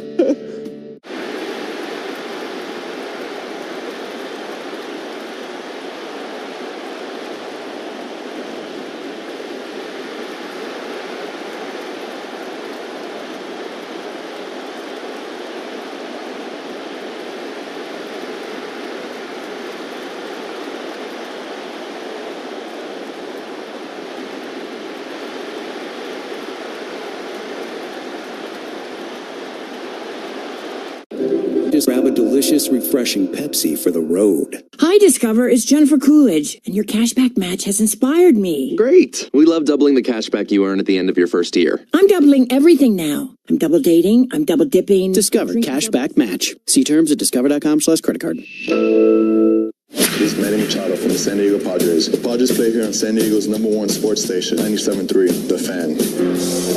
Seventh inning stretch brought to you by Grand Jetto's Farm and Garden Supply, where they believe great service starts with listening to you. From soil to timing, they dig into your projects as much as you dig into your yard. Located in Encinitas, Escondido, and Fallbrook, and online at grandjettos.com. Luis Campusano leading off, pinch hitting here for David Peralta. And he takes outside ball one from left-hander Joe Mantiply. So new pitcher for the Diamondbacks after Kevin Ginkel did unbelievable work following the injured Brandon Fogg. And Campusano fouls one straight back, 1-1. First time we have seen Luis since June 21st. That game against the Brewers, the sore thumb. 1-1 pitch is on the inside corner and a strike, 1-2, and good to get him back off the IL yesterday. Yeah, and I'm really glad that the thumb issue is not something that was going to carry over from the surgery that he had last season and was going to become aggravated or something like that. Seems to have healed pretty quickly and completely. The 1-2 is reached for, grounded to the left side. Perdomo backhand, off balance, long throw to first, dug out by Walker. And in time, one away. Really good play on both ends for the Diamondbacks. Yeah, it really was. And we know Perdomo's got the range, showed off a nice arm, and a great scoop on the other side by Christian Walker with the full splits to get there in time. Campusano running hard all the way, nearly beat it out. Here's Ha-Sung Kim. 1 out, nobody on. 4-1 Arizona as the ball in the dirt makes it 1-0. Kim has hit the ball really well both times to almost the exact same spot in the park. Out to left center field. He flew out in the second and doubled off the wall in the fifth. That was all against Fott, now facing the lefty Mantiply. The cheer is outside and low, 2-0.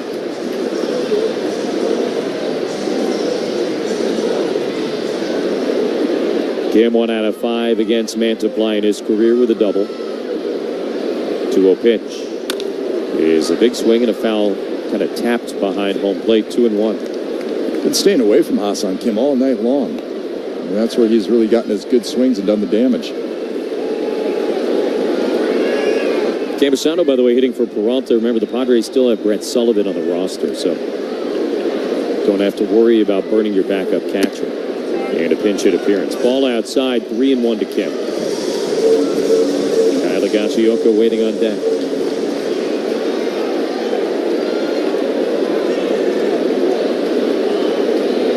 Here's the 3-1. Kim, ground ball to the left side. Backhand Perdomo. This time it goes off his glove and trickles away. So Kim is aboard.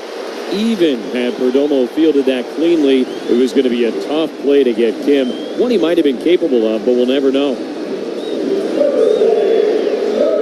I think that's a play that he would normally make. He just didn't secure the ball. I don't know if he was trying to think about getting it out of his glove sooner than he had it, but on the backhand, just couldn't squeeze it. It's an infield single for Kim, so down by 3. The Padres have a runner on first, 1 out for Higashioka.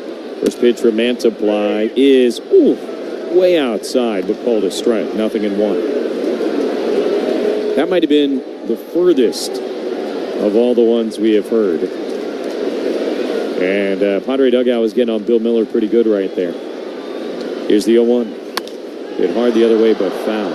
0-2 on Higashioka, who has really made a habit of taking aim for the Western Metal Building these last few weeks. Home run after home run to those balconies down the left field line. Kim at first, 1 out. 4-1 Arizona in the bottom of the 7th. Here's the 0-2. Kim runs. Higashioka swings. Little tapper towards third. Charged by Suarez. Bare hand. No play. Back-to-back infield singles. And the Padres are going to bring the tying run to the plate with 1 out here in the 7th. Well, a little bit of luck going the Padres' way here in the 7th inning. The infield single on the backhand that Perdomo could not secure. And now this one, the swinging punt right down the third baseline. We talked about it yesterday, Jesse. This makes up for the line drive that he hit right at somebody. Padres will take it. So will Kyle. Top of the order, Luis Arise, 2 for 3 against Fott, the starter, who he knocked out of the game with that comebacker off the ankle in the 5th inning. Now he's got to go lefty to lefty against Mantiply. First and second, one away in the bottom of the 7th. Here's the pitch.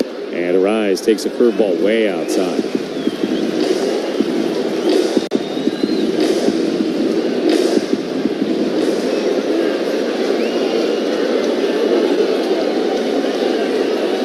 Runners take their leads.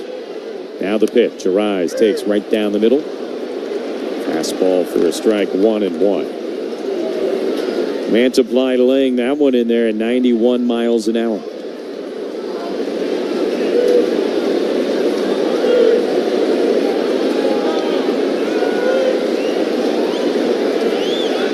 Pickoff play at second base, but no throw made. Perdomo, the shortstop, just kind of cut in front of Kim over at second base.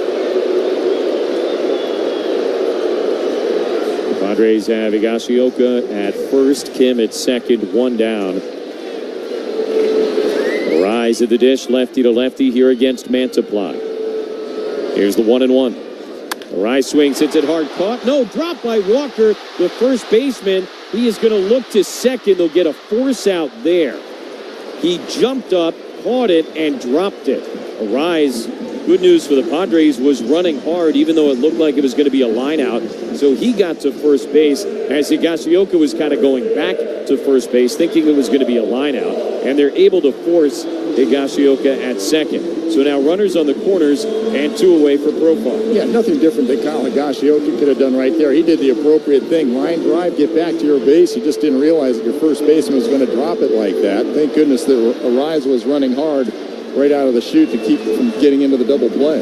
I don't think Walker dropped it on purpose, but a non-zero chance that was the case. And again, had Arise not been running the way he was, could have gone really badly. So now before Profar bats, the catcher Herrera going to go and visit Mantiply. While he does, we'll pause 10 seconds for station identification on the Padres radio network. KWFN and KWFN HD1 San Diego. Hi, this is Matt Walden. The Padres play here on 97.3 The Fan. An Odyssey sports station. Fans, get your tickets to see the Padres at America's #1 ballpark. Come cheer on Manny, Profar, Arise, and the rest of the Padres at Petco Park. Secure your seats at Padres.com/tickets. Diamondbacks with a 4-1 lead here in the bottom of the 7th inning. Padres have Arise at first, Kim at third, and Jurickson, Profar at the dish.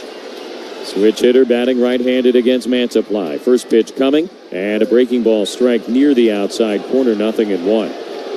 Profar has had an evening's worth of frustration with the strike zone and has struck out all 3 times tonight.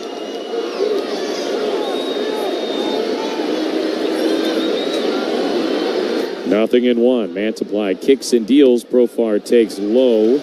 1 ball and 1 strike. Tying run at the plate with 2 outs here in the 7th inning.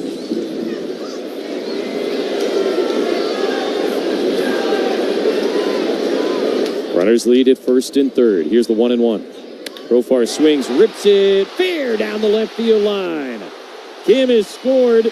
Arise rounding third. Now he'll be held there. Profar into second, an RBI double, and it's 4-2 here in the 7th.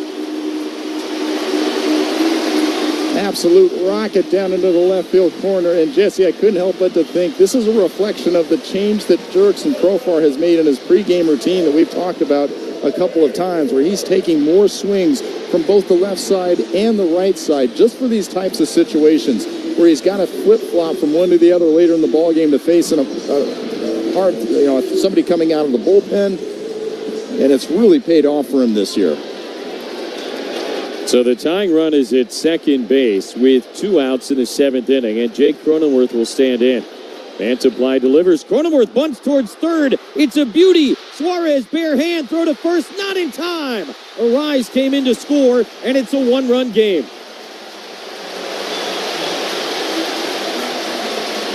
Smart Heads-up baseball again by this Padres offense. We've seen it all season long, where they see what's going on, they see what's happening with the defense, they take advantage of little opportunities. We saw Jake do it yesterday by slapping a fastball opposite field. This time he sees the third baseman playing back and off the line.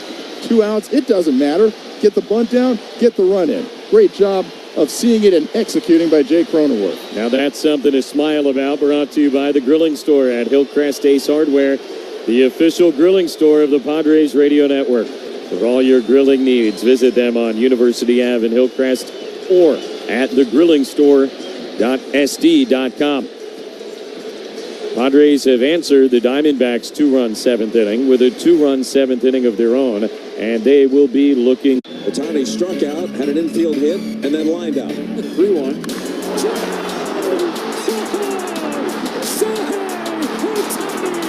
First Dodger home run. Okay, you can sign it. It's a signature. And the Dodgers go up 5-3. 430 feet. And this was a no-doubter. It's been a little bit of a slow start. You came tonight, you wanted to see his first home run at a Dodger. You picked the right night.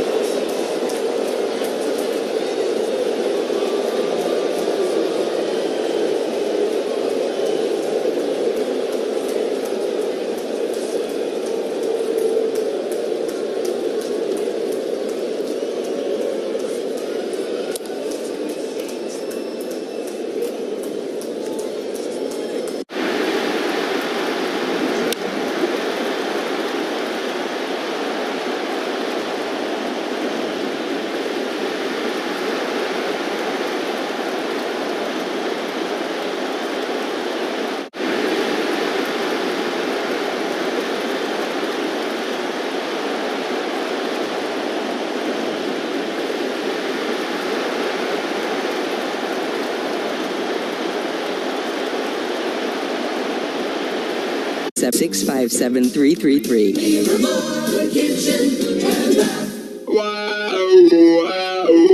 Padres down 4-3 with 2 on and 2 out in the bottom of the 7th, and the birthday boy Manny Machado stands in against righty Bryce Jarvis. First pitch is a fastball, and inside 1-0. Cronenworth at first, after his bunt base hit, brought home the second run of the inning. Profar at third, the potential tying run. 1-0 to Machado, who drove in the first run of the game all the way back in the first inning. Here's the pitch from Jarvis, and he takes outside 2 balls and no strikes. He's a hard thrower. He's going to be 95 to 97 miles an hour on the fastball. Did give up 2 runs a couple of outings ago, so opportunity for some daylight here if he's making some mistakes to Manny. Runners take their leads at first and third. And now a step off as Cronenworth is watched back to the bag at first base. You know, the other thing to keep in mind, Jeff, is this bullpen now for the Diamondbacks has to deal with 44,000 fans cheering. We've heard it from so many opposing teams coming in here. They're impressed by the energy. 2-0 fouled straight back on a line. 96-mile-an-hour heater up in the zone. And the count is now 2-1. Kind of a double-edged sword. They love coming over here to Petco now because there is going to be so much energy in this ballpark. But at the same time, when that energy is going against you in the 7th or 8th inning with the game on the line, it can be a difference maker. Machado, the walk-off home run last night, up in a huge spot in the 7th tonight. 2-1 pitch is near the outside corner. Called a strike, 2-2. Manny kind of doubled over at the waist after Bill Miller made the call. That outside corner to the righties has been so wide all night long.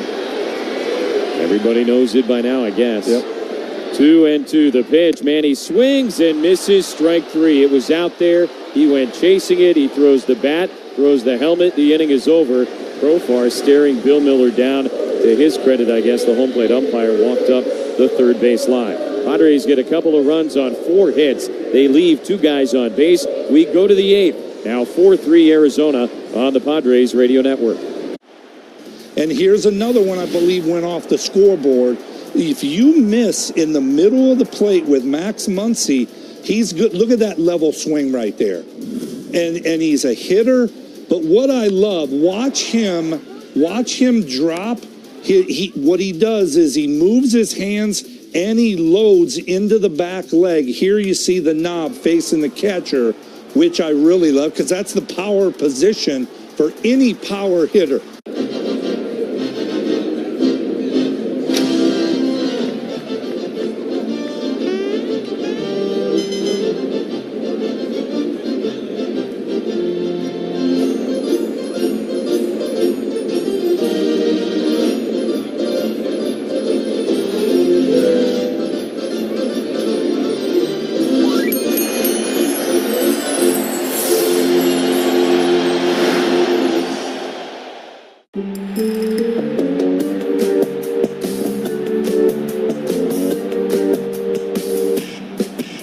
Can you find Pete Alonso in this sea of Mets fans?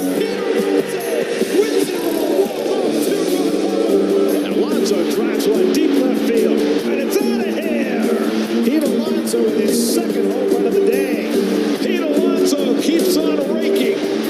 Just very strong. And there he is. And now Byron Buxton has been on $68.98 for $1 million in term life insurance that you can live with. Call Big Lou at 800-700-6898. 800-700-6898. Hi, this is Kyle Higashioka. You're listening to Padres Baseball on the Padres Radio Network. Christian Walker leads off in the 8th inning for the Diamondbacks. Their lead has been trimmed to 1, and he fouls the first pitch into the upper deck behind home plate against Jeremiah Estrada, 0-1. Estrada relieves Yuki Matsui, who threw last inning. Allowed a run on 2 hits with a strikeout. Also let an inherited run come in and score. And this pitch misses low, 1-1 from Estrada, who is still really working his way back from a nasty stomach bug that really sapped him of a lot of strength and weight. On a strike, the pitch. And Walker swings, fouls it straight back, 1-2. At least it didn't sap him the velocity off his fastball, still pumping it up there, 98 miles an hour.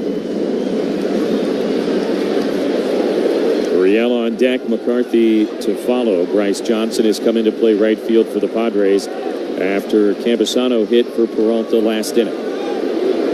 Padres answered in the 7th, but still trailed by 1. Here's the 1-2. Check swing and a pitch upstairs. 2 balls and 2 strikes.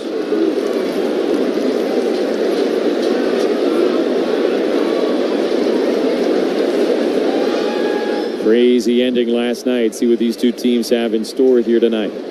2-2 pitch is on the outside corner of the knees. Strike 3 call. Now it's Christian Walker's time to have a word with Bill Miller as he turns around and heads back to the third base dugout. Well, it's been going both ways. That zone has been super wide, and you can hear Walker barking at Miller on his way back to the dugout over there. Hey, fans, listen to every MLB game live, plus watch the minor leagues, MLB Big Inning, and available pre- and post games. No blackouts. Visit MLB.com/@bat for details.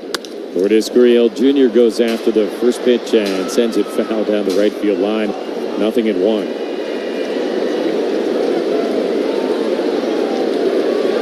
Machado very frustrated with Miller after striking out to end the 7th. Walker very frustrated with Miller after striking out to begin the 8th. Here's the 0-1. Gurriel swings, and this is strike 2.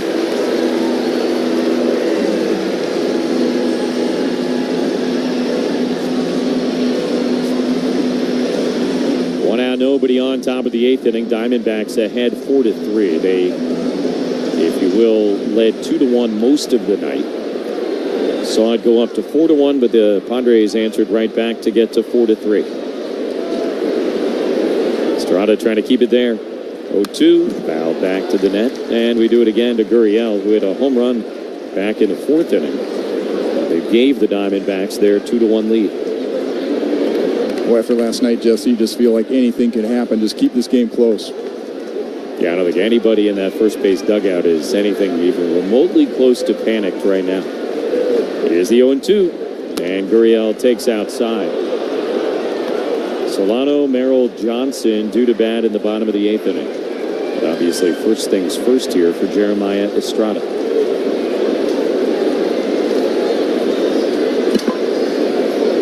One and 2, the pitch. Gurriel takes right down the middle, strike 3 call. Well, that one not on the home plate umpire. And 2 down in the top of the 8th. No, the only thing I can think of right there is that Gurriel might have been looking for a split finger, something was going to drop out of the zone, because that was a slider right down the middle, a little bit above the knees. So back-to-back punch-outs for Estrada to begin the inning. Now the left-handed hitting Jake McCarthy. First pitch on the way, trying to drag a bunt up the first baseline, and he fouled it off of Higashioka for strike 1. Machado was in at third base, so he tried to bring it with him towards first. Caught a piece of Higgy that I'm sure Higgy would rather not be caught.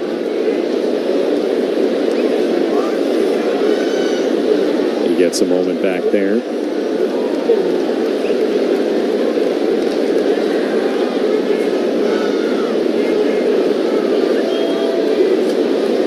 Now McCarthy back into the box. 0 for 3 on the night. All of that was against Waldrop. Here's the 0-1. Reached for and kind of bounced foul up the first baseline, 0-2. So a bunt attempt, then kind of a swinging bunt, and a couple of foul balls to show for it. Estrada trying for a 1-2-3 8th inning. No balls and 2 strikes on McCarthy. Here's the pitch. It is outside. There's the splitter. And 1-2. Yeah, all he's seen so far is the splitter. Prime victim for the fastball upstairs at 98 if he wants to go there. On 1-2, a foul ball straight back.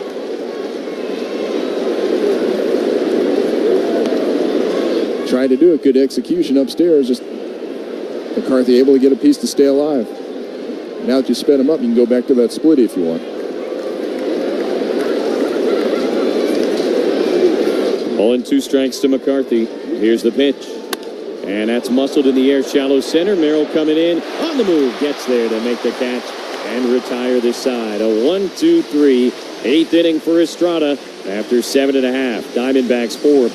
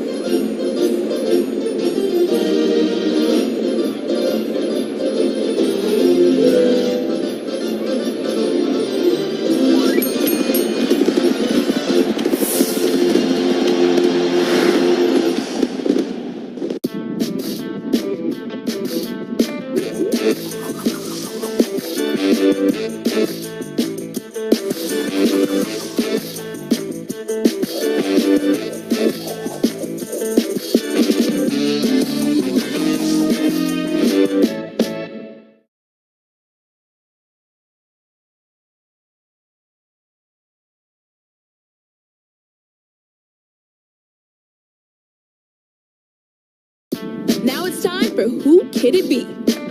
We're going to show you the childhood photo of a big league star. Can you guess who it is?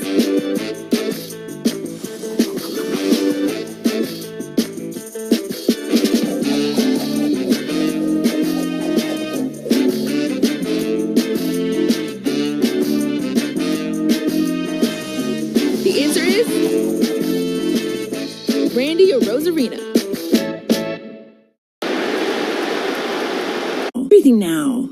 Double dating, double dipping, double feature, double header, double whammy. You know, basically double or nothing. You earn, we match. Discover Cashback Match. See terms at discover.com/creditcard.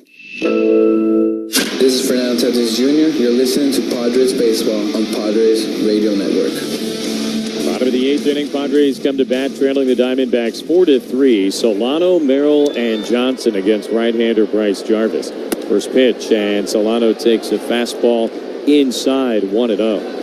Jarvis came on to face Manny Machado last inning, struck him out, and now he goes to work with a 1-run lead in the bottom of the 8th. Here's the 1-0. Solano swings and misses, and the count is even at a ball and a strike.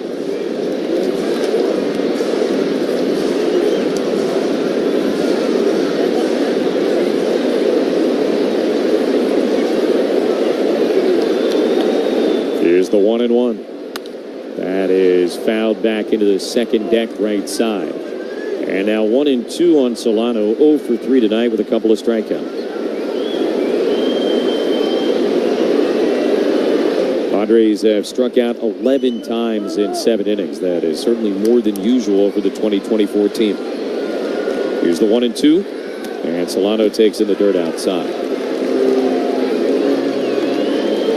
Profar struck out 3 times. Machado struck out 3 times. And it's not sour grapes, but the size of the strike zone has certainly been a part of that. I don't think there's any doubt. Here's the 2-2 from Jarvis, and Solano takes a little bit too far outside, I guess. And now a full count, 3-2. Even that one, you could tell Bill Mueller was thinking about it. He was about ready to ring Solano up. Would have been consistent with what we've seen tonight.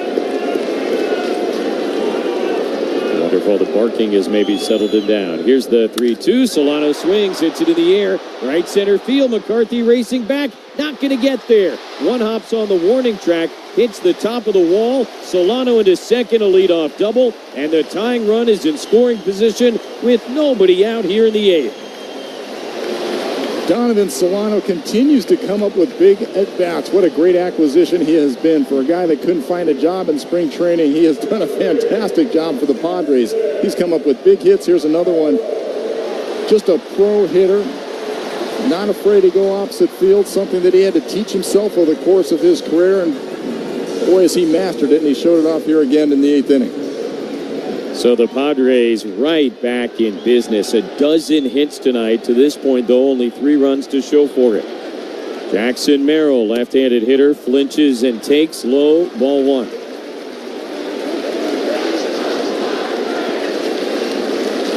Merrill 1 out of 3 with a single. Suarez, the third baseman, in on the grass cutout. Here's the 1-0. Merrill out in front of a changeup, swings and misses 1-1. Got to wonder if Sewald's even available tonight, Jesse, after the rough night he had last night. He gave up 2 runs in his previous outing. Is the closer even somebody Torrey wants to go to tonight? We'll find out. Here's the 1-1. That's foul to the plate. Merrill down in a heap after getting a big piece of himself.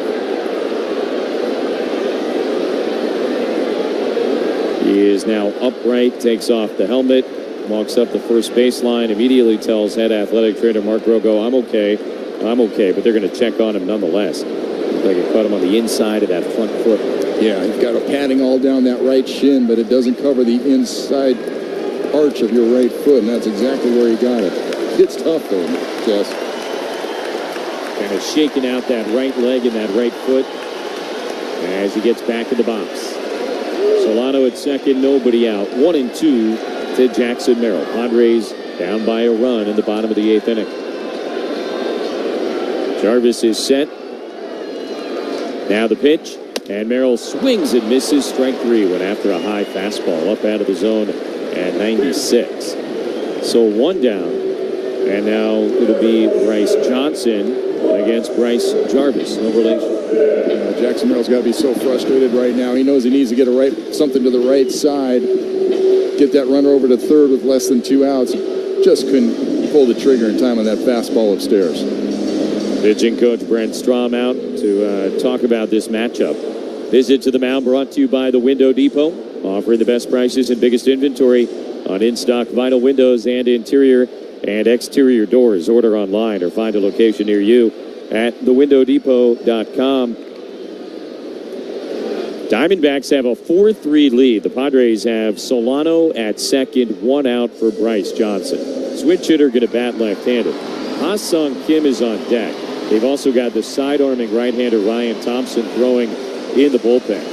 Kim, I'll remind you, hit a 3-run homer against Jarvis back in May at Chase Field. For the moment, though, it'll be Bryce Johnson, who's only got 23 at-bats as a Padre. Finch ran for Peralta yesterday, grounded out in his only at-bat. Got some starts out in right field on the road trip and took over defensively in right field top of this inning. So he's at the dish for the first time tonight, 4 for 23 on the year. Tying run at second, 1 away. Mound visit over, and the first pitch delivered. Johnson swings, fouls it straight back, 0-1. Johnson would love to get another opportunity. One of those 96-mile-an-hour fastball up and out over.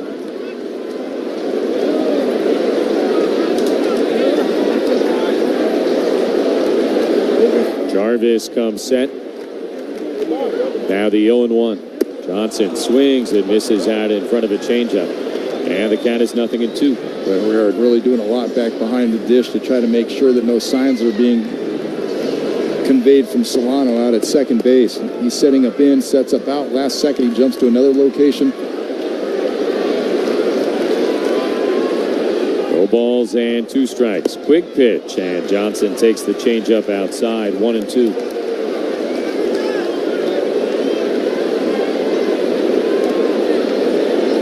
Bryce Johnson, a former Giant, has spent the bulk of this season at AAA El Paso. He was hitting .301 with the Chihuahuas when he was called up. Here's the 1-2. Johnson swings, hits it in the air to center field straightaway. Not that deep. McCarthy backing up in front of the warning track, makes the catch. It is deep enough for Solano to tag and advance to third. He will do so, though now with 2 away. Johnson got that second opportunity at that fastball up and out over. Good swing on it, just barely missed it. Mentioned that Kim hit a 3-run homer against Jarvis back in May. Not going to get the opportunity to face him here. Diamondbacks going to make a pitching change. They've got a 4-3 lead. Padres have a runner on third, 2 outs. Ah-Sung Kim coming up on the Padres Radio Network. Don't strike out with Padres game day traffic. Ride the coaster train to San Diego Padres games this season. The coaster train runs nearly every hour on weekdays, plus 20 trips on weekends and extra trains on game days for the fans. Let NC. So much success with Houston. And Minnesota will strike first, and guess who? 1-1, Correa into center field. This will pad the Minnesota lead. Taylor is in. Solano will come home, and Carlos Correa hurting his old club. And he launches one towards left. Alvarez on the move along the track. That is off the wall again. A second ringing double for Correa tonight.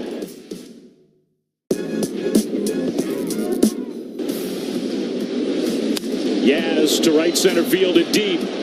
On its way, and it is gone at Fenway Park. Mike Yastrzemski.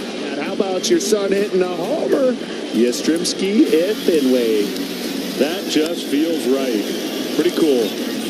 Let's go. And even Red Sox fans, not all of them, but even Red Sox fans are giving him a cheer.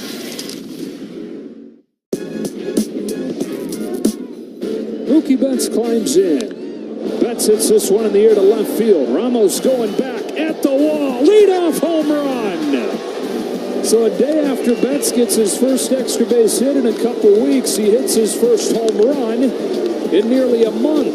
Wind or no wind, Mookie feels good about that swing. And that is the 50th big league game. Mookie Betts has set a tone with a home run.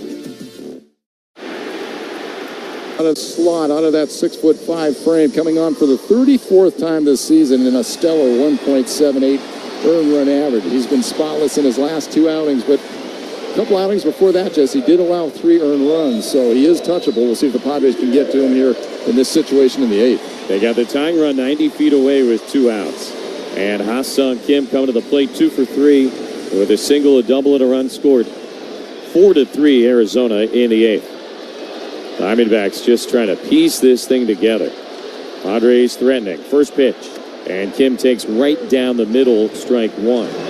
Kim 0 for 3 in his career against Thompson, who, as Bob said, is really funky to look at out on the mound. Kim was stepping away from a pitch there that ended up over the heart of the plate. Here's the 0-1.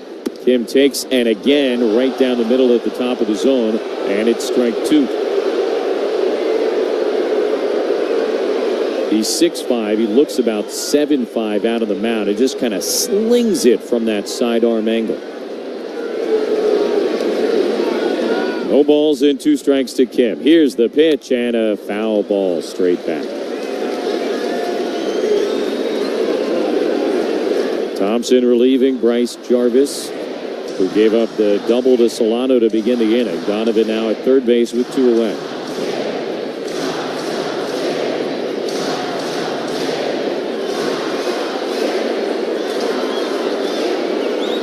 Thompson is set and ready. The 0-2. Kim swings, hits it in the air down the left field line. Fair ball. Gonna tie the game. Up against the wall. Gurriel picks it up, sends it to second, an RBI double, and it's 4-4 in the 8th. How did you know that was going to happen? Because these Padres keep coming back. It's a slider, just a hanger after taking the fastballs. Ha-Seong Kim picks out a breaking ball that he likes right down the middle, rips it into that left field corner. Padres just keep finding ways, Jesse. Walked it off last night. Now an opportunity to go ahead in the bottom of the 8th here tonight. They have not led since it was 1-0 after 1. Pitch to Higashioka, almost hit him. 1-0 from Ryan Thompson. Go ahead, run at second base with 2 outs here in the 8th inning. Kim obviously with great wheels. Here's the 1-0. Higashioka takes down the middle. There's that fastball for a strike, 1-1.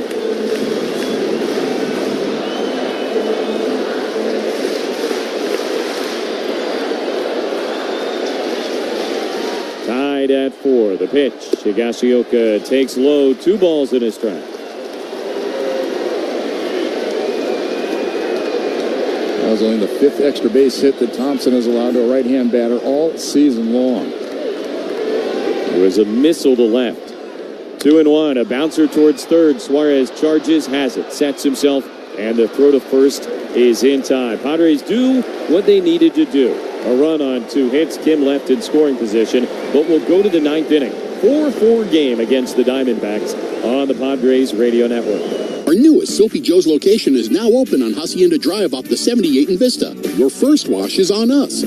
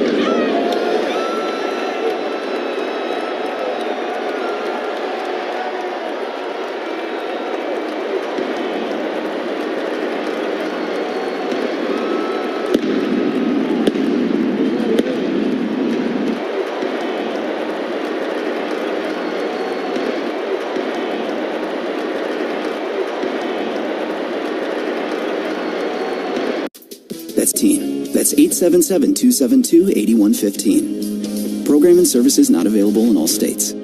This is Xander Bogaerts. The Padres play here on San Diego's #1 sports station, 97.3 The Fan. Top of the 9th inning and a 4-4 game as Suarez, Newman, and Herrera, 7-9, are due up for the Diamondbacks against left-hander Adrian Morejon, who relieves Jeremiah Estrada. Suarez stands in, 1 out of 2 with a single and a walk. And first pitch swinging sends one in the air deep down the right field line, the opposite field, but foul. And out of play for strike 1. And how about Morejon with Suarez obviously unavailable? The guy working here, tie game, 9th inning. We know that the back end of this bullpen has been used a lot. 0-1 to Suarez is high. Suarez, Estrada, Morejon, they've all been getting used, and they've all been incredibly effective until Suarez last night gave up those runs in the 9th inning. But Morejon has been excellent, on for the 3rd time in the last 4 days, though. Pitch outside, 2-1. That's the other thing to keep in mind with all those names that I just mentioned. They're not finesse guys. Every one of those guys is a power guy, so those back-to-back outings start to add up. 2-1 to a very dangerous hitter. Here's the pitch. And Suarez takes low, ball 3. We got to figure Morejon essentially slotted in as the closer tonight, though, as you said, he has still worked a lot as of late. Kind of that trickle-down effect in the bullpen. 3-1 is high, and a leadoff walk to Eugenio Suarez. Yeah, it's the fourth time in 7 days, Jesse. And the previous 2 out of 3 that I mentioned, those weren't huge on the pitch count. 16 pitches 3 days ago in Texas, followed by a 15-pitch outing 2 days ago. But it was the outing before that in Boston where he had to fire 26 pitches in the heat and humidity out there. Runner on first, nobody out. Kevin Newman, a productive night at the plate, is at bat for Arizona. Morejon comes home. Newman squares to bunt, pulls back, takes low, 1-0. Yeah, you don't like to see the walks, and walks have not been an issue for Adriano. In his last 9 outings, only 2 free passes issued.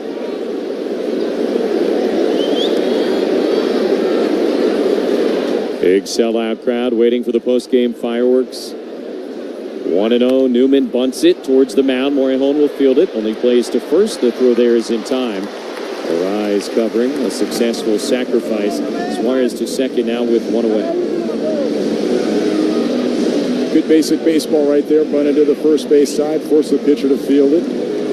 Only 1 play over to first base. Everybody executing as they're supposed to right there. Moreno going to hit for Herrera. 1 catcher for another. Herrera, by the way, had the RBI double in his last at-bat. Also came in to score as part of their 2-run 7th inning. But it'll be Moreno against Morejon. And now Ruben Niebla out to go over the scouting report.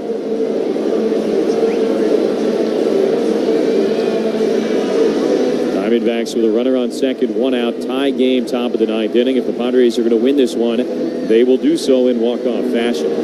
While they chat, time now for our next game preview, but a reminder that the party starts before the game on the Coaster Train. Join the winning team, buy your Coaster Train tickets to Padre games, and score big at GoNCTD.com/Padres. Day baseball tomorrow at 1:10. Dylan Cease on the mound against Brian Nelson. Will it be a rubber game, or will the Padres be going for the sweep?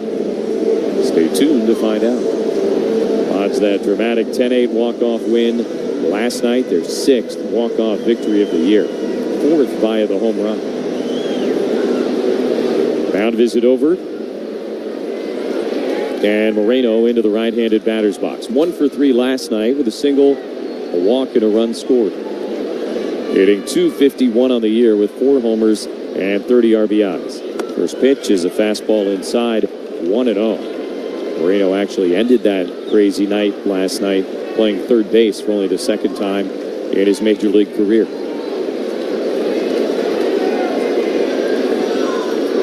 A ball and no strikes from Morejon. Here's the pitch. And Moreno way out in front of the splitter, swings and misses, 1-1. You look at Moreno's hot zones against left-hand pitching, it's mostly away. He doesn't like the pitch in very much. Middle away is his danger zone. Facing Morejon for the first time in his career. Suarez with less than average speed at second.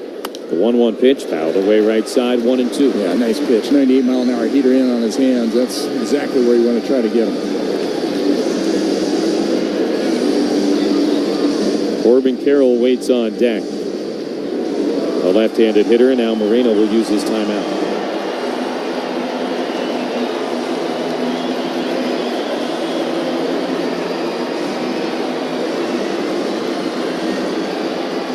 Tied at 4 in the top of the 9th inning. Runner on second, 1 away for the Diamondbacks. Morejon ahead of Moreno, 1-2. The lefty is set and ready. Here's the pitch. And Moreno swings, pops it up behind first base. Long run. Johnson coming in. The right fielder gets there. And he makes the catch, 2 away.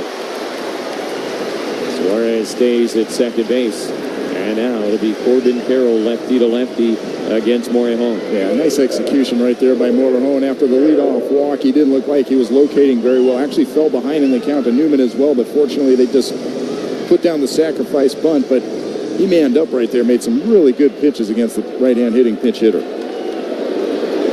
Carroll stands in 0 for 4 with a strikeout tonight. He's never had a hit against Morejon. First pitch is taken right down the middle. Good slider and a called strike, 0-1.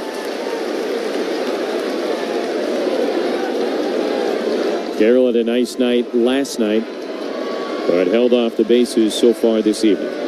0-1 from Morejon. Here's the pitch. Carroll takes inside, 1-1. Carroll 0 for 3 in his career against Morejon with a strikeout.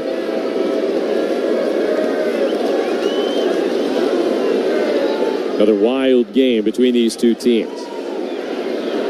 Here's the 1-1. Carroll swings, hits it on the ground at third base. Backhanded by Machado. He's got it. Fires to first in time, and the inning is over.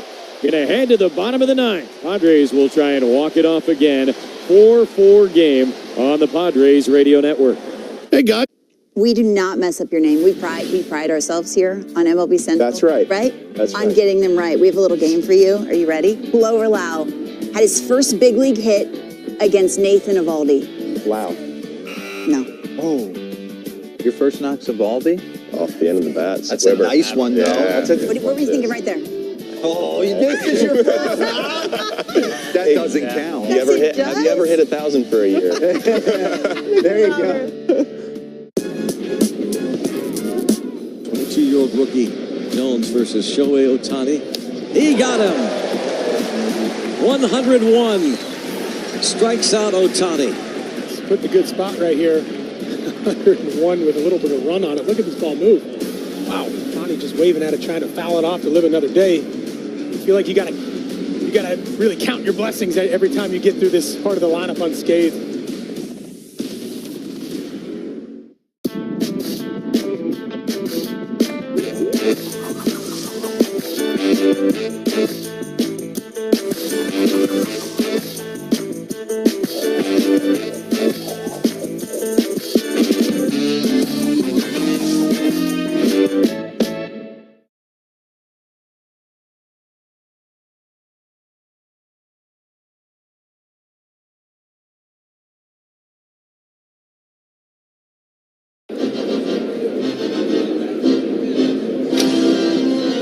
The back you earn at the end of your first year. I'm doubling everything now. I'm double dating. I'm double dipping. Discover Cashback Match. See terms at discover.com/creditcard. Hey, this is Mike Schill. You're listening to Padres Baseball on Padres Radio Network. Tie game, 9th inning, top of the order coming up for the Padres. Arise, Profar, and Cronenworth against the side-winding right-hander, Ryan Thompson. 4-4 game as the Padres will try and walk it off for a second consecutive night. And to begin things, we have a pitch clock violation on the catcher, Moreno. And so Arise is going to begin 1-0 here against Ryan Thompson. Moreno shaking his head. He can't believe it. As if Arise needed any more help. Right. Here's the 1-0 pitch. And Luis taking all the way, looks at a strike. 1-1. Shortstop Perdomo is occupying the second base umpire. Malachi Moore asking about what happened. Now gets back to his position. 1-1 to Arise. Grounded right to Perdomo. Backs up, gets the big hop, sets himself, and throws to first in time. 1 out in the bottom of the 9th inning. Padres have already walked off back-to-back games once this season. They did it to the A's on June 11th and June 12th as they swept that series against Oakland. Last night, it was the Manny Machado home run to win it against the Diamondbacks. But of course, 2 batters before that, Jurickson Profar tied the game with a home run to right field. He bats here against Ryan Thompson with 1 out and nobody on. First pitch swinging, fouls it away left side, 0-1. Is that an MVP chant I started here, getting started over there, Jeff? Yeah, I heard a little bit last night, too. Love it. It is a very reasonable chant. 0-1 on Profar. Here's the pitch. Jurickson takes at the top of the zone. No, called to the ball, and it goes to 1-1. Profar had a very frustrating first 3 at-bats tonight, but then an RBI doubled his last time up. 1-1, the pitch. Profar swings, hits it hard on the ground to the right side, but pretty much at Newman. Second baseman backhands it and throws to first. 2 away in the bottom of the 9th inning, and Jake Cronenworth coming up.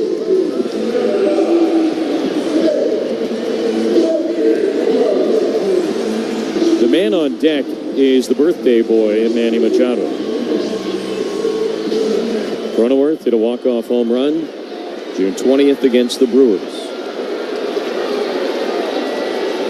Here's the first pitch. Jake takes and a fastball strike on the inside edge, 0-1. If we go to the 10th inning, it appears it would be Wandy Peralta on the mound for the Padres. The Pods get another crack here in the 9th inning against Ryan Thompson.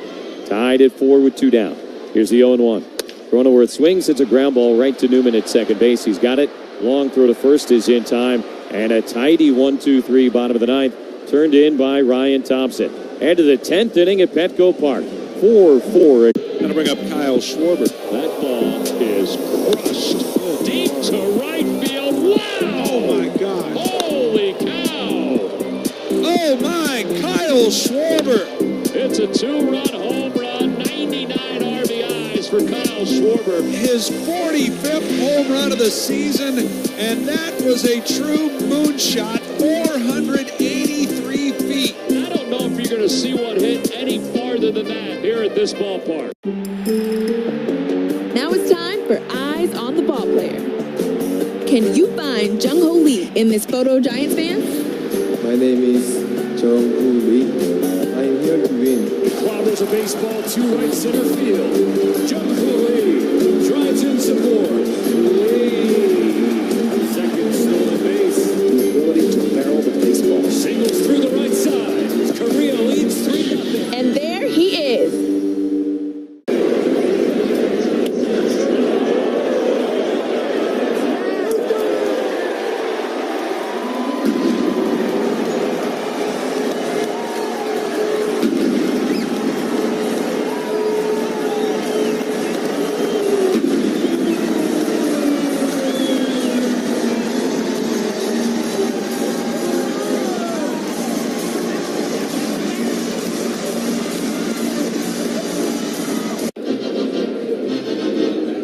Reminds you that if you haven't had your chimney and fireplace inspected in a while, it could be structurally unsafe or releasing harmful chemicals throughout your home. Call 1-800-CHIMNEY today or book an appointment online at chimneysweepsinc.com. Hi, this is Luis Camposano. You're listening to Padres Baseball on the Padres Radio Network. Top of the 10th inning at Petco Park. The Padres playing extras for only the 4th time this year. 4-4 game. Corbin Carroll, the automatic runner. Wandy Peralta on the mound. Geraldo Perdomo batting right-handed, goes to bunt, pushes it foul up the third baseline, and strike 1. Padres were very much expecting the bunt as both Machado and Arise were charging in at the corners. This is 2, 3, and 4 for the Diamondbacks, and they've got elite speed at second base. Perdomo, 1 out of 4 tonight with an RBI triple back in the 7th inning. That gave the Diamondbacks a 4-1 lead, but the Padres have once again charged back. Here's the 0-1. Trying to bunt, pulls back, and he takes inside. 1 ball and 1 strike. Well, the Padres are hoping right here is that Perdomo maybe gets that bunt down, but in a position for Peralta to be able to field it. Manny can hold his position at third base and get that lead runner. Jock Peterson on deck, and then Christian Walker to follow. Here's the 1-1. Perdomo bunts it towards third. It's a good one, and Peralta kind of kicks it around. It's a fair ball, and it's going to be a base hit. Wandy went to try and pick it up, missed it, kind of accidentally knocked it forward with his foot and into foul territory. A very well-placed bunt for Perdomo, and now runners on the corners and nobody out for the Diamondbacks to begin the 10th. Yeah, Peralta, he busted over there. He thought he might be able to make a play, but just can't handle it. I don't know that anybody would have been able to actually get the out at first base, though, Jess. Yeah, no, I mean, it ended up being exactly where Perdomo could have only dreamed it would have gone. Yep. And so a bunt base hit. First and third, nobody out for Jock Peterson, who's 0 for 4, and now they're going to hit Randall Grichuk, who, of course, had the pinch hit home run in last night's game. Right-handed batter with the infield halfway in, and down and in, ball 1. Grichuk pinch hits a ton for them, and these are the circumstances he normally does against a left-handed reliever. Yesterday, a little bit different with the Marte injury, but he came through. Pitch coming, and outside. 2 balls and no strikes.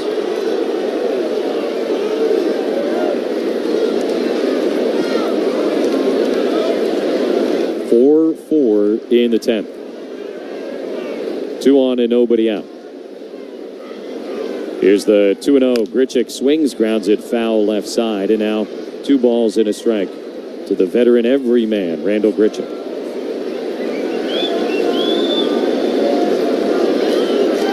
On the year, hitting .292, 3 home runs. Number 3 was that pinch hit 2-run shot last night to give Arizona the lead. Here's the 2-1. Outside, ball 3.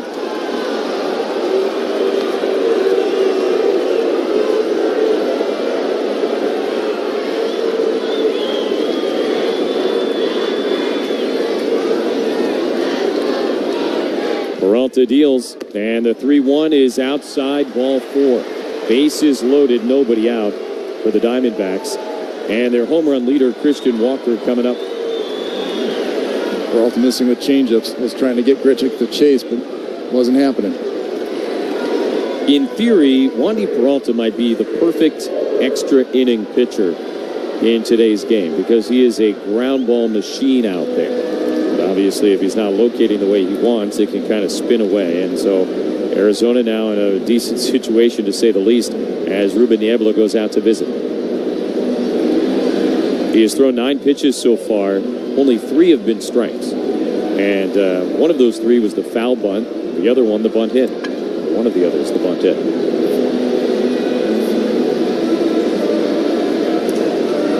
Ruben doing all the talking on this one. Bases loaded, nobody out. Padres are 3-0 in extras this year after they went 2-12 a season ago. Diamondbacks this year 2-4 in extra innings. They got Grichuk at first, Perdomo at second, and Corbin Carroll at third with nobody out. Christian Walker, the batter, 1 out of 4 with an infield single. The infield is in. Wandy set to go from the third base side of the rubber, and the first pitch is a changeup for a strike, 0-1.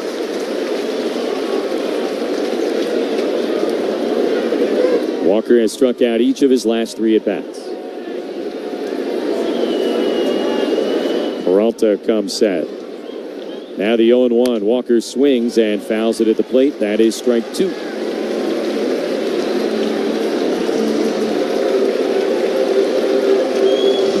Walker's only had 1 career at bat against Wandy Peralta, and he had a base hit against him.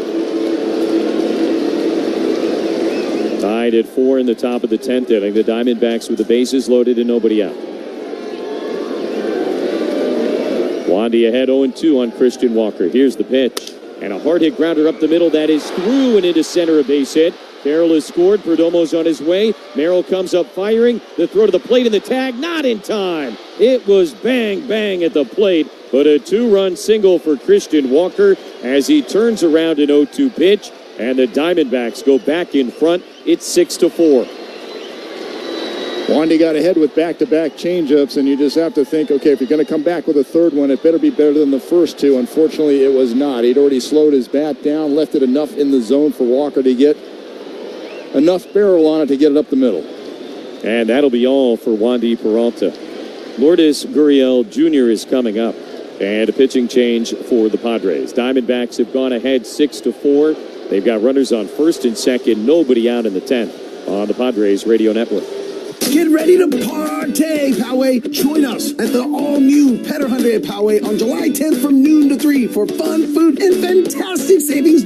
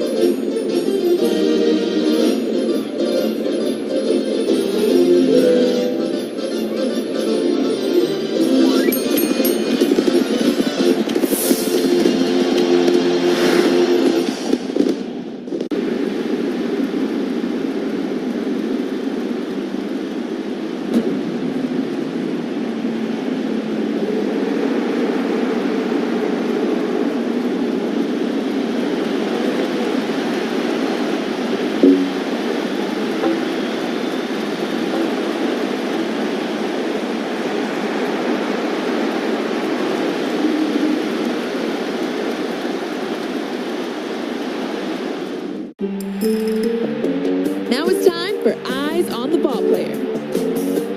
can find J.P. Crawford in this photo of Mariners fans? What a season for J.P. Crawford. All effort, all the time. A charge! Lightning strikes immediately! Just a dynamite play by the Mariners Gold Glover. J.P. Crawford comes up huge! And there he is. A rough outing back in Kansas City at the end of May, but since then he's throwing the ball very well here in the month of June and gets another opportunity to keep this game close. Yeah, steps into a tough spot. Diamondbacks have gone ahead 6-4 in the 10th inning. They got 2 on, nobody out. Lourdes Gurriel Jr., the batter, and nearly hit by a fastball, 1-0. Walker at first, Grichuk at second. They have cashed in the automatic runner, as well as Geraldo Perdomo, who, trying to sacrifice, ended up putting a perfect bunt up the third baseline and got himself a base hit. Now the 1-0. Gurriel reaches for it, hits it in the air to right field. That should move at least the lead runner. Johnson will make the catch. And indeed, tagging from second to third is Grichuk. Walker stays put at first base, but now runners on the corners, 1 down. Jake McCarthy scheduled to bat. We'll see who comes up for the Diamondbacks. And it appears that it is McCarthy. Yes.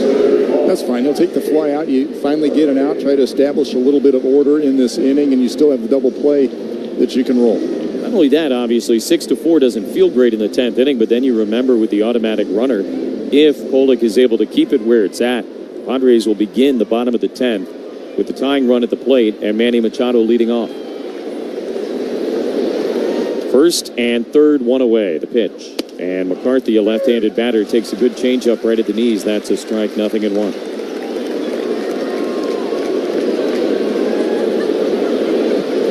Tough night of the dish for McCarthy, 0 for 4. The infield is drawn most of the way in. Pitch here is a check swing liner into the protected netting right above the Arizona on deck area left side, so strike 2 on McCarthy.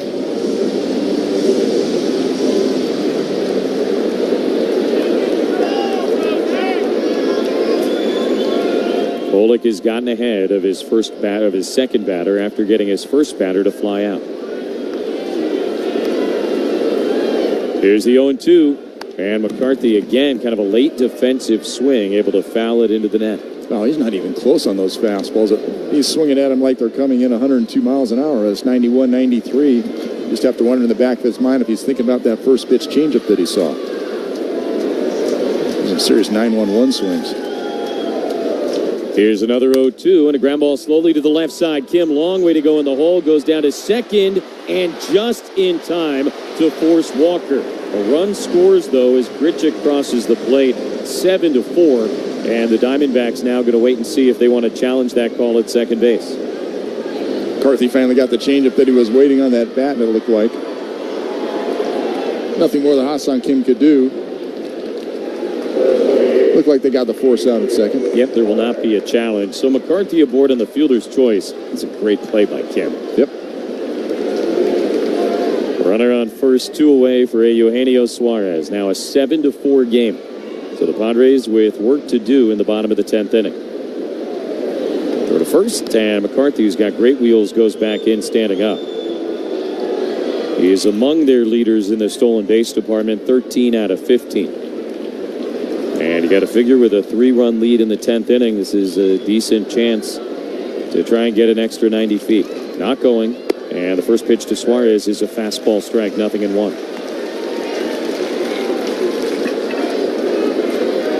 Suarez drew a walk to lead off the 9th inning, but they couldn't get him home. Officially 1 for 2 with a single and a pair of walks tonight. 0-1 pitch, hit hard but foul the other way. And into the seats. No balls and 2 strikes.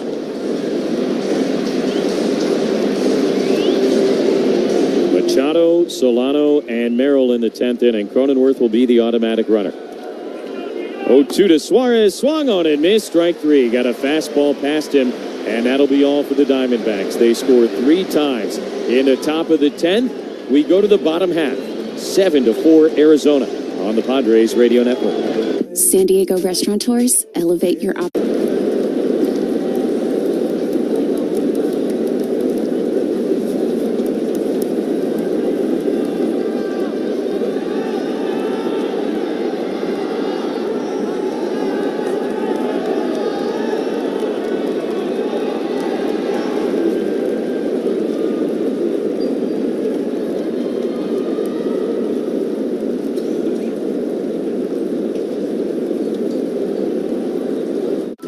Royce Lewis struck out to start the second. Urania deals. And now a drive to left field.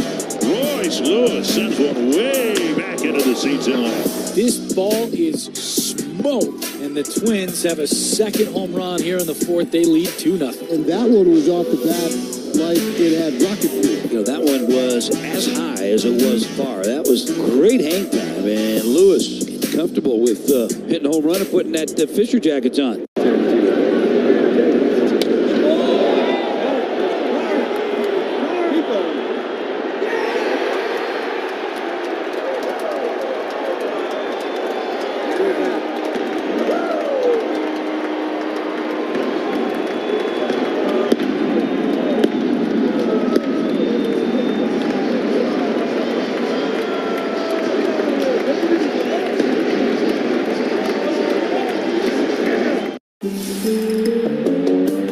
Park, Padres will come to bat, trailing the Diamondbacks 7-4. Jake Cronenworth, the automatic runner at second base. Machado, Solano, and Merrill coming up. Obviously, down by 3, not the way you want to begin your half of the 10th inning. But I remind you, last homestand against the Nationals, that first game went 10 innings. And after Nick Senzel hit a 2-run homer in the top of the 10th, the Nats had a 6-3 lead. Padres came back ferociously in the bottom of the inning, and Jurickson Profar quite memorably walked it off with a 2-run single that hopped over the wall in right center field. The Nats, you may remember, were not thrilled about his celebration. That situation, same as this situation. Down by 3 to begin the bottom of the 10th inning. We'll see how it goes here tonight. Manny Machado against Thiago Vieira on to try and close it out. Cronenworth at second, nobody out. First pitch coming, and Manny takes low and outside, ball 1. Alec Thomas has come in defensively to play center field as McCarthy slides over to left. So Gurriel out of the game for defensive purposes. 1 ball and no strikes. The pitch, Manny takes inside, 2-0 from Vieira. Yeah, Vieira throws hard, no doubt about it, 97, 98 miles an hour, but this is the third organization he's been with this year. Things did not go well for him over in Milwaukee, neither Baltimore and Arizona. He still has a 5.45 in his allowed runs in 3 of his last 4 outings. 2-0 to Manny, way high and tight. 3 balls and no strikes. Home runs have been an issue for him as well, Jesse. 8 home runs. The Arizona bullpen, like the Padre bullpen, depleted. And so opportunity knocks in a very big way. 3-0 to Manny. Here's the pitch. Taking, and a fastball pretty much down the middle for a strike. They're a 31-year-old from Brazil. 9th appearance with these guys. 3-1. The pitch. Machado takes, fastball outside, ball 4. First and second, nobody out. Tying run coming to the plate just like that. Solano will bat. Before he does, let's pause 10 seconds for station identification on the Padres Radio Network. KWFN and KWFN HD1 San Diego. Hi, this is Jose Azocar. The Padres play here on San Diego's #1 station, 97.3 The Fan. An Odyssey Sports Station. With Bob Scanlon and our producer-engineer Dave Marcus, I'm Jesse Agler. Padres down 7-4 in the bottom of the 10th inning, but they got runners on first and second, nobody out. And scans to say they are battle-tested in these situations is probably an understatement. Oh, no, this is exactly where they want to be. I mean, you feel like you've got the Padres on their heels, but actually, to your point, they've been here. They've been successful in these situations. The pressure right now is on Vieira. He's not pitched well this year, and all of a sudden, he's being brought into a ballgame to try to close it out. He's walked the first batter, and he's got Donovan Solano coming up to the plate. That even though Vieira throws hard, Solano's not afraid to line that into right field and keep this thing going. This team has been so magical this year, Jesse, that you just feel like anything is possible, even though they're trailing by 3 here in the 10th. Undefeated in extra innings so far this year, 3-0. First and second, nobody out. 7-4 Diamondbacks. Mound visit over. Pitch to Solano right down the middle, and a fastball strike, 0-1. Solano doubled and scored the game-tying run in the 8th inning. Diamondbacks got 3 in the 10th. Padres have the tying run at the plate here in the bottom half. Machado and Cronenworth lead. Here's the pitch. Check swing on a ball up. They appeal. Didn't go. 1-1. It has really, from the get-go, been a weird night. Long game, lot of action. And now the Padres in need of a couple of more big swings. 1-1 the pitch. Solano taking, and a fastball strike 1-2. But as you just mentioned, one of the best two-strike hitters in all of baseball.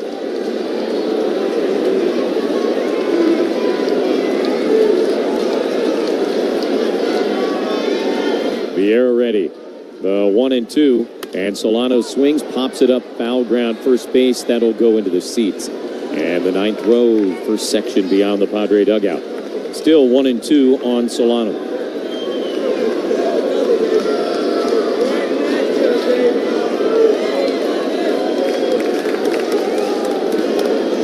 Machado leads at first base. Cronenworth at second. 1-2 to Donovan Solano. Here's the pitch. And Solano swings, hits it in the air to right field. Pretty well struck. Carroll racing back over his shoulder. It gets down, rolls up against the base of the wall. Cronenworth is rounding third. He's going to be set. Machado will be held. It's a double for Solano and a two-run game. Still nobody out in the bottom of the 10th. What did we just get done saying about the Padres having the Diamondbacks right where they want them, and Solano at the plate with 2 strikes?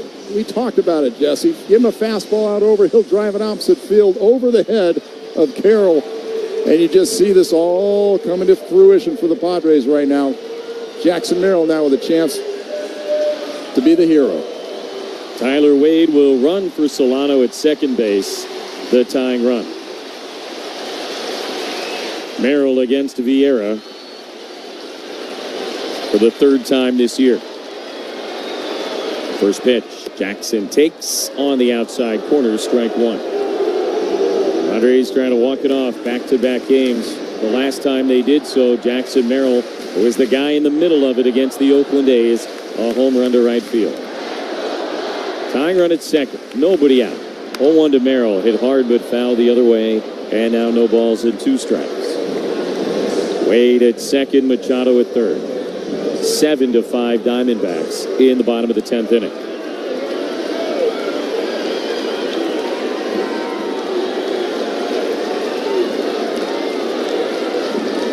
No balls and 2 strikes. Here's the pitch. Merrill swings, fouls it back into the net.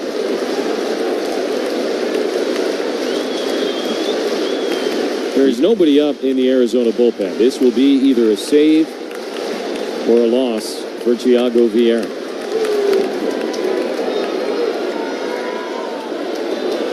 Nothing in 2 to Merrill. Here's the pitch. Jackson takes upstairs. You just get a feel that Jackson's seen that fastball. Well, he's had a couple of swings at it. Just got another good looking one upstairs. Prime for a line drive on the left to drive in 2. Machado at third. Wade with great wheels at second base. Here's the 1-2. Merrill swings, just gets a piece. Fouls it off the catcher. Moreno will do it again. 7-5 Diamondbacks in the bottom of the 10th inning. Padres broke their hearts last night, trying to do it again here late tonight. Padres have not led since it was 1-0 going to the second inning. Here's the 1-2. It's upstairs, and Merrill takes 2 balls and 2 strikes.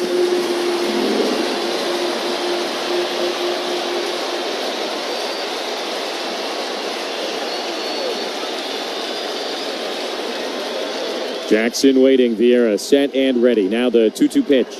Merrill takes way outside, ball 3. And that slider didn't slide. Bryce Johnson waits on deck for the Pods.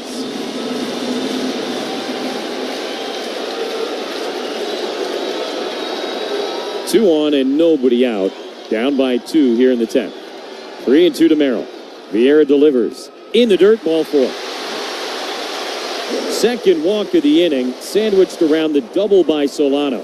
And the Padres have the bases loaded, the winning run aboard, and Johnson coming up against Vieira. And now the Arizona defense, which has had some troubles tonight on the infield, will have to deal with a guy who really knows how to put a bunt down.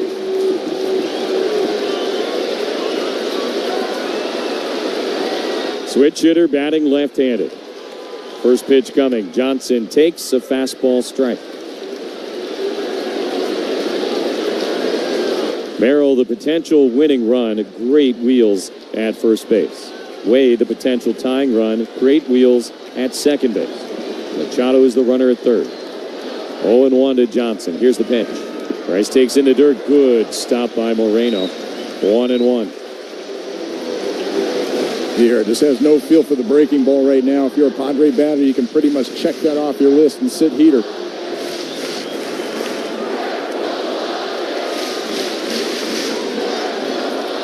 Bases loaded, nobody out, down 7-5. Here's the 1-1. Johnson swings, pops it up, foul ground third base. Suarez over to look, but it'll come down into the seats. Fifth row, and out of reach, strike two.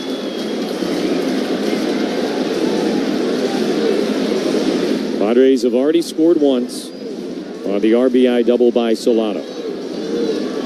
They need 2 to tie and 3 to win here in the bottom of the 10th. Vieira has already thrown 21 pitches, 10 of which have been balls. Here's the 1-2 to Bryce Johnson, and a swing and a miss. Got him with a fastball down in the zone, and the elusive first out here in the bottom of the 10th inning for the Diamondbacks. Base is still loaded, and Ha-Seong Kim, who's had a huge night, coming up.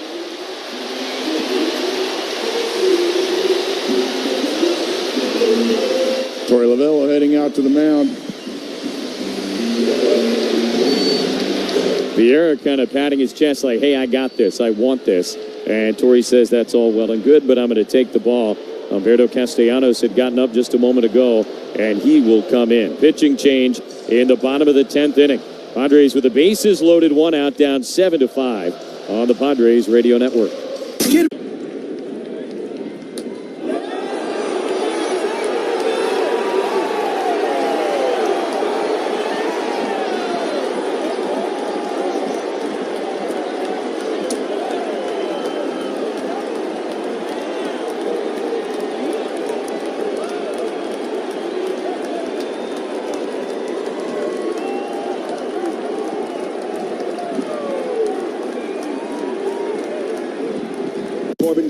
Who had an RBI single in the first. A high drive to deep right field. This ball is gone, and I mean long gone. The minute it left the bat, you knew there was no way the ballpark would hold that one. Pound for pound, maybe the strongest player in the league is Corbin Carroll. He's 5'10" and 165, had 25 home runs during the regular season, threw in 10 triples. This is his second home run of the postseason. Just a beautiful swing. He knew it right away as well. Now it's time for Eyes on the Ball Player. Can you find Bo Bichette in this photo of Blue Jays fans? Bo Bichette keeps going to another level. I mean, this guy's just getting better and better and better. And it is gone! Boy, is this a good sign for the Blue Jays and their chances if Bo gets it going again. Bo's playing with a lot of confidence right now. One of the best hitters in the game.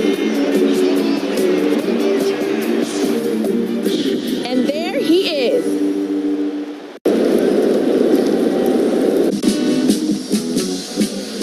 Torey Lovullo going to the right-hander, Humberto Castellanos. We saw him last night, did a nice job. He threw a couple of innings. Not a hard thrower.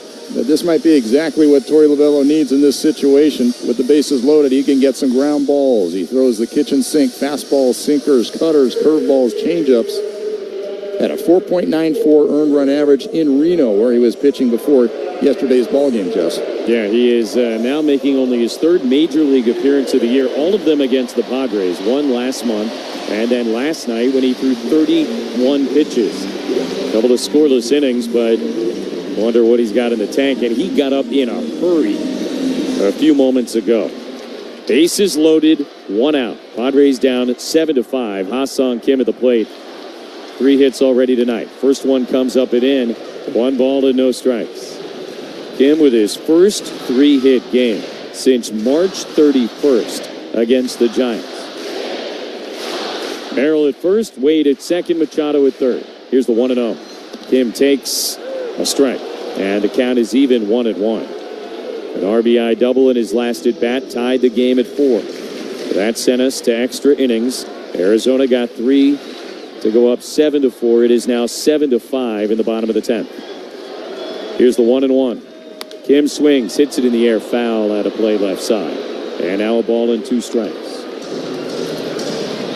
Kyle Higashioka waits on deck.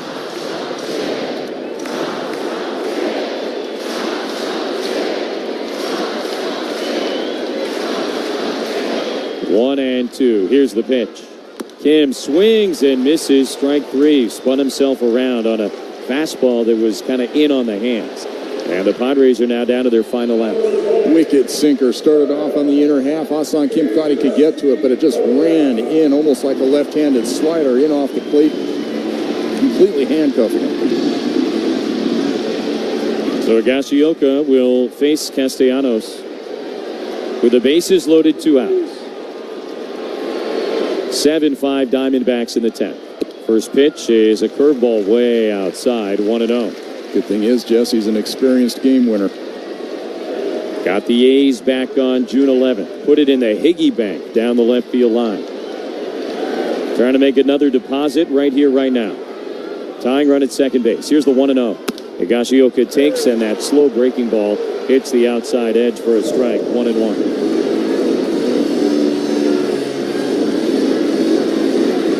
Machado at third, Wade at second. Merrill, the winning run potentially, is at first.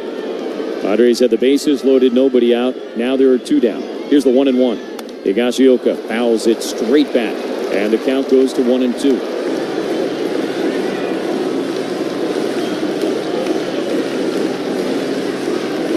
Castellanos, a 26-year-old from Mexico, now a strike away from his first major league save. 7-5 Dbacks in the 10th. 1-2 to Higashioka. Here's the pitch.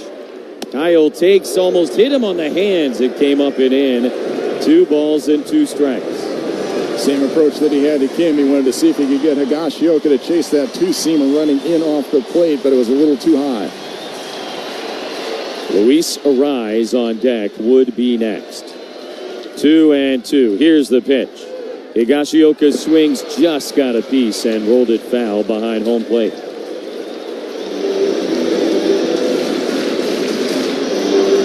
Been a slugfest here tonight. And they're both standing in the center of the ring as the clock ticks down in the final round. Bases loaded, 2 outs. 2-2 to Higashioka. Castellanos delivers. That one is swung on, hit in the air, left field, not deep. To his left, McCarthy is there. He makes the catch, and the ball game is over. Padres made noise in the bottom of the 10th inning, but they could not come all the way back this time, and the Diamondbacks hang on for a 7-5 win in Game 2 of this series. That will set up a rubber match here tomorrow afternoon. Take a break, come back, give you some final thoughts and the totals on the Padres Radio Network. San Diego restaurateurs, elevate your operations with Sinley Food convenient delivery to your place of business. Top local restaurants source unique Asian ingredients and supplies here for fantastic prices. We're expanding delivery, bringing the freshest products straight to your business. Experience unmatched convenience. Apply now as a restaurant partner. Let Sinley transform. We do not mess up your name. We pride ourselves here on MLB Central. That's right. Right? That's right. On getting them right. We have a little game for you. Are you ready? Blow or Lau had his first big league hit against Nathan Eovaldi. Wow. No. Oh. Your first knock's Eovaldi? Off the end of the bat. That's a nice one, though. Yeah.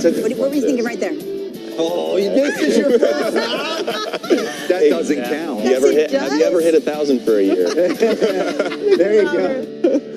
Lourdes Gurriel. That ball's hit well into left field. That one is way back there. And Gurriel goes deep. Back-to-back home runs for the Diamondbacks. The Snakes are alive here in this second inning. Gurriel with his second home run of this postseason. And it's 2-0 Arizona. Here he gets a 1-1 sinker. Tried to get that sinker coming in. Gurriel with his 5th hit of this LCS. Got the best hair going in the postseason.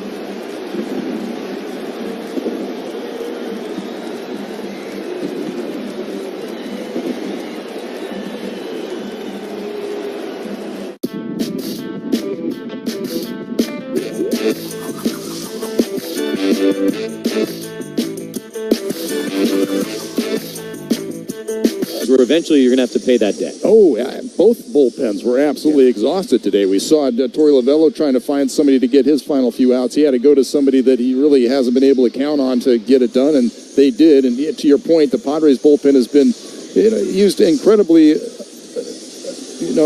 lot lately, but they've been very effective. But you just reach a point where there's only so many bullets in the tank, and unfortunately, you can see that it's starting to take a little bit of a toll. Morejon did a very nice job tonight. Kolek did a nice job. Estrada did a nice job. But you can tell all of these guys are on fumes and just giving you everything they possibly have. Yeah, so tomorrow, Dylan Cease and Ron Nelson, the two starting pitchers, they kind of understand the assignment. Easier said than done, of course, to try and give some length. But then the Padres do have a very kind of favorable run to the All-Star break with a pair of days off Monday and Thursday to reset the bullpen a little bit. But tomorrow could be more of the same as they try and figure things out on the fly, I'm sure. You need some efficiency. Dylan Cease, obviously, he's more of a strikeout guy, not necessarily a guy that's going to be efficient, so to speak, because of all the swing and miss that he gets, but he can go deep into the ball game. And keep in mind, it is a day game after a night game, which makes it even tougher on these bullpen guys that try to recover. So it's going to be a fun one to watch tomorrow, and it could come down to the starting pitching matchup, like you said, Jess. All right, there you go. That is the setup for tomorrow. It will be a rubber game. Pods are now, I think, 7-1 in rubber games this season. Totals in 10 here tonight. Arizona, 7 runs, 9 hits, no errors. They left 7. Pods, 5 runs, 14 hits, no errors. They left 11. Winning pitcher for the Diamondbacks, Ryan Thompson, is 4-3. Wandy Peralta, the loss, 2-2. Save to Humberto Castellanos, his first in the big leagues. Time of the ball game, 3 hours, 33 minutes in front of a sellout crowd of 44,761 here at Petco Park. Padre Baseball has been a presentation of Odyssey and the Padres Radio Network. Our producer-engineer is Dave Marcus. Studio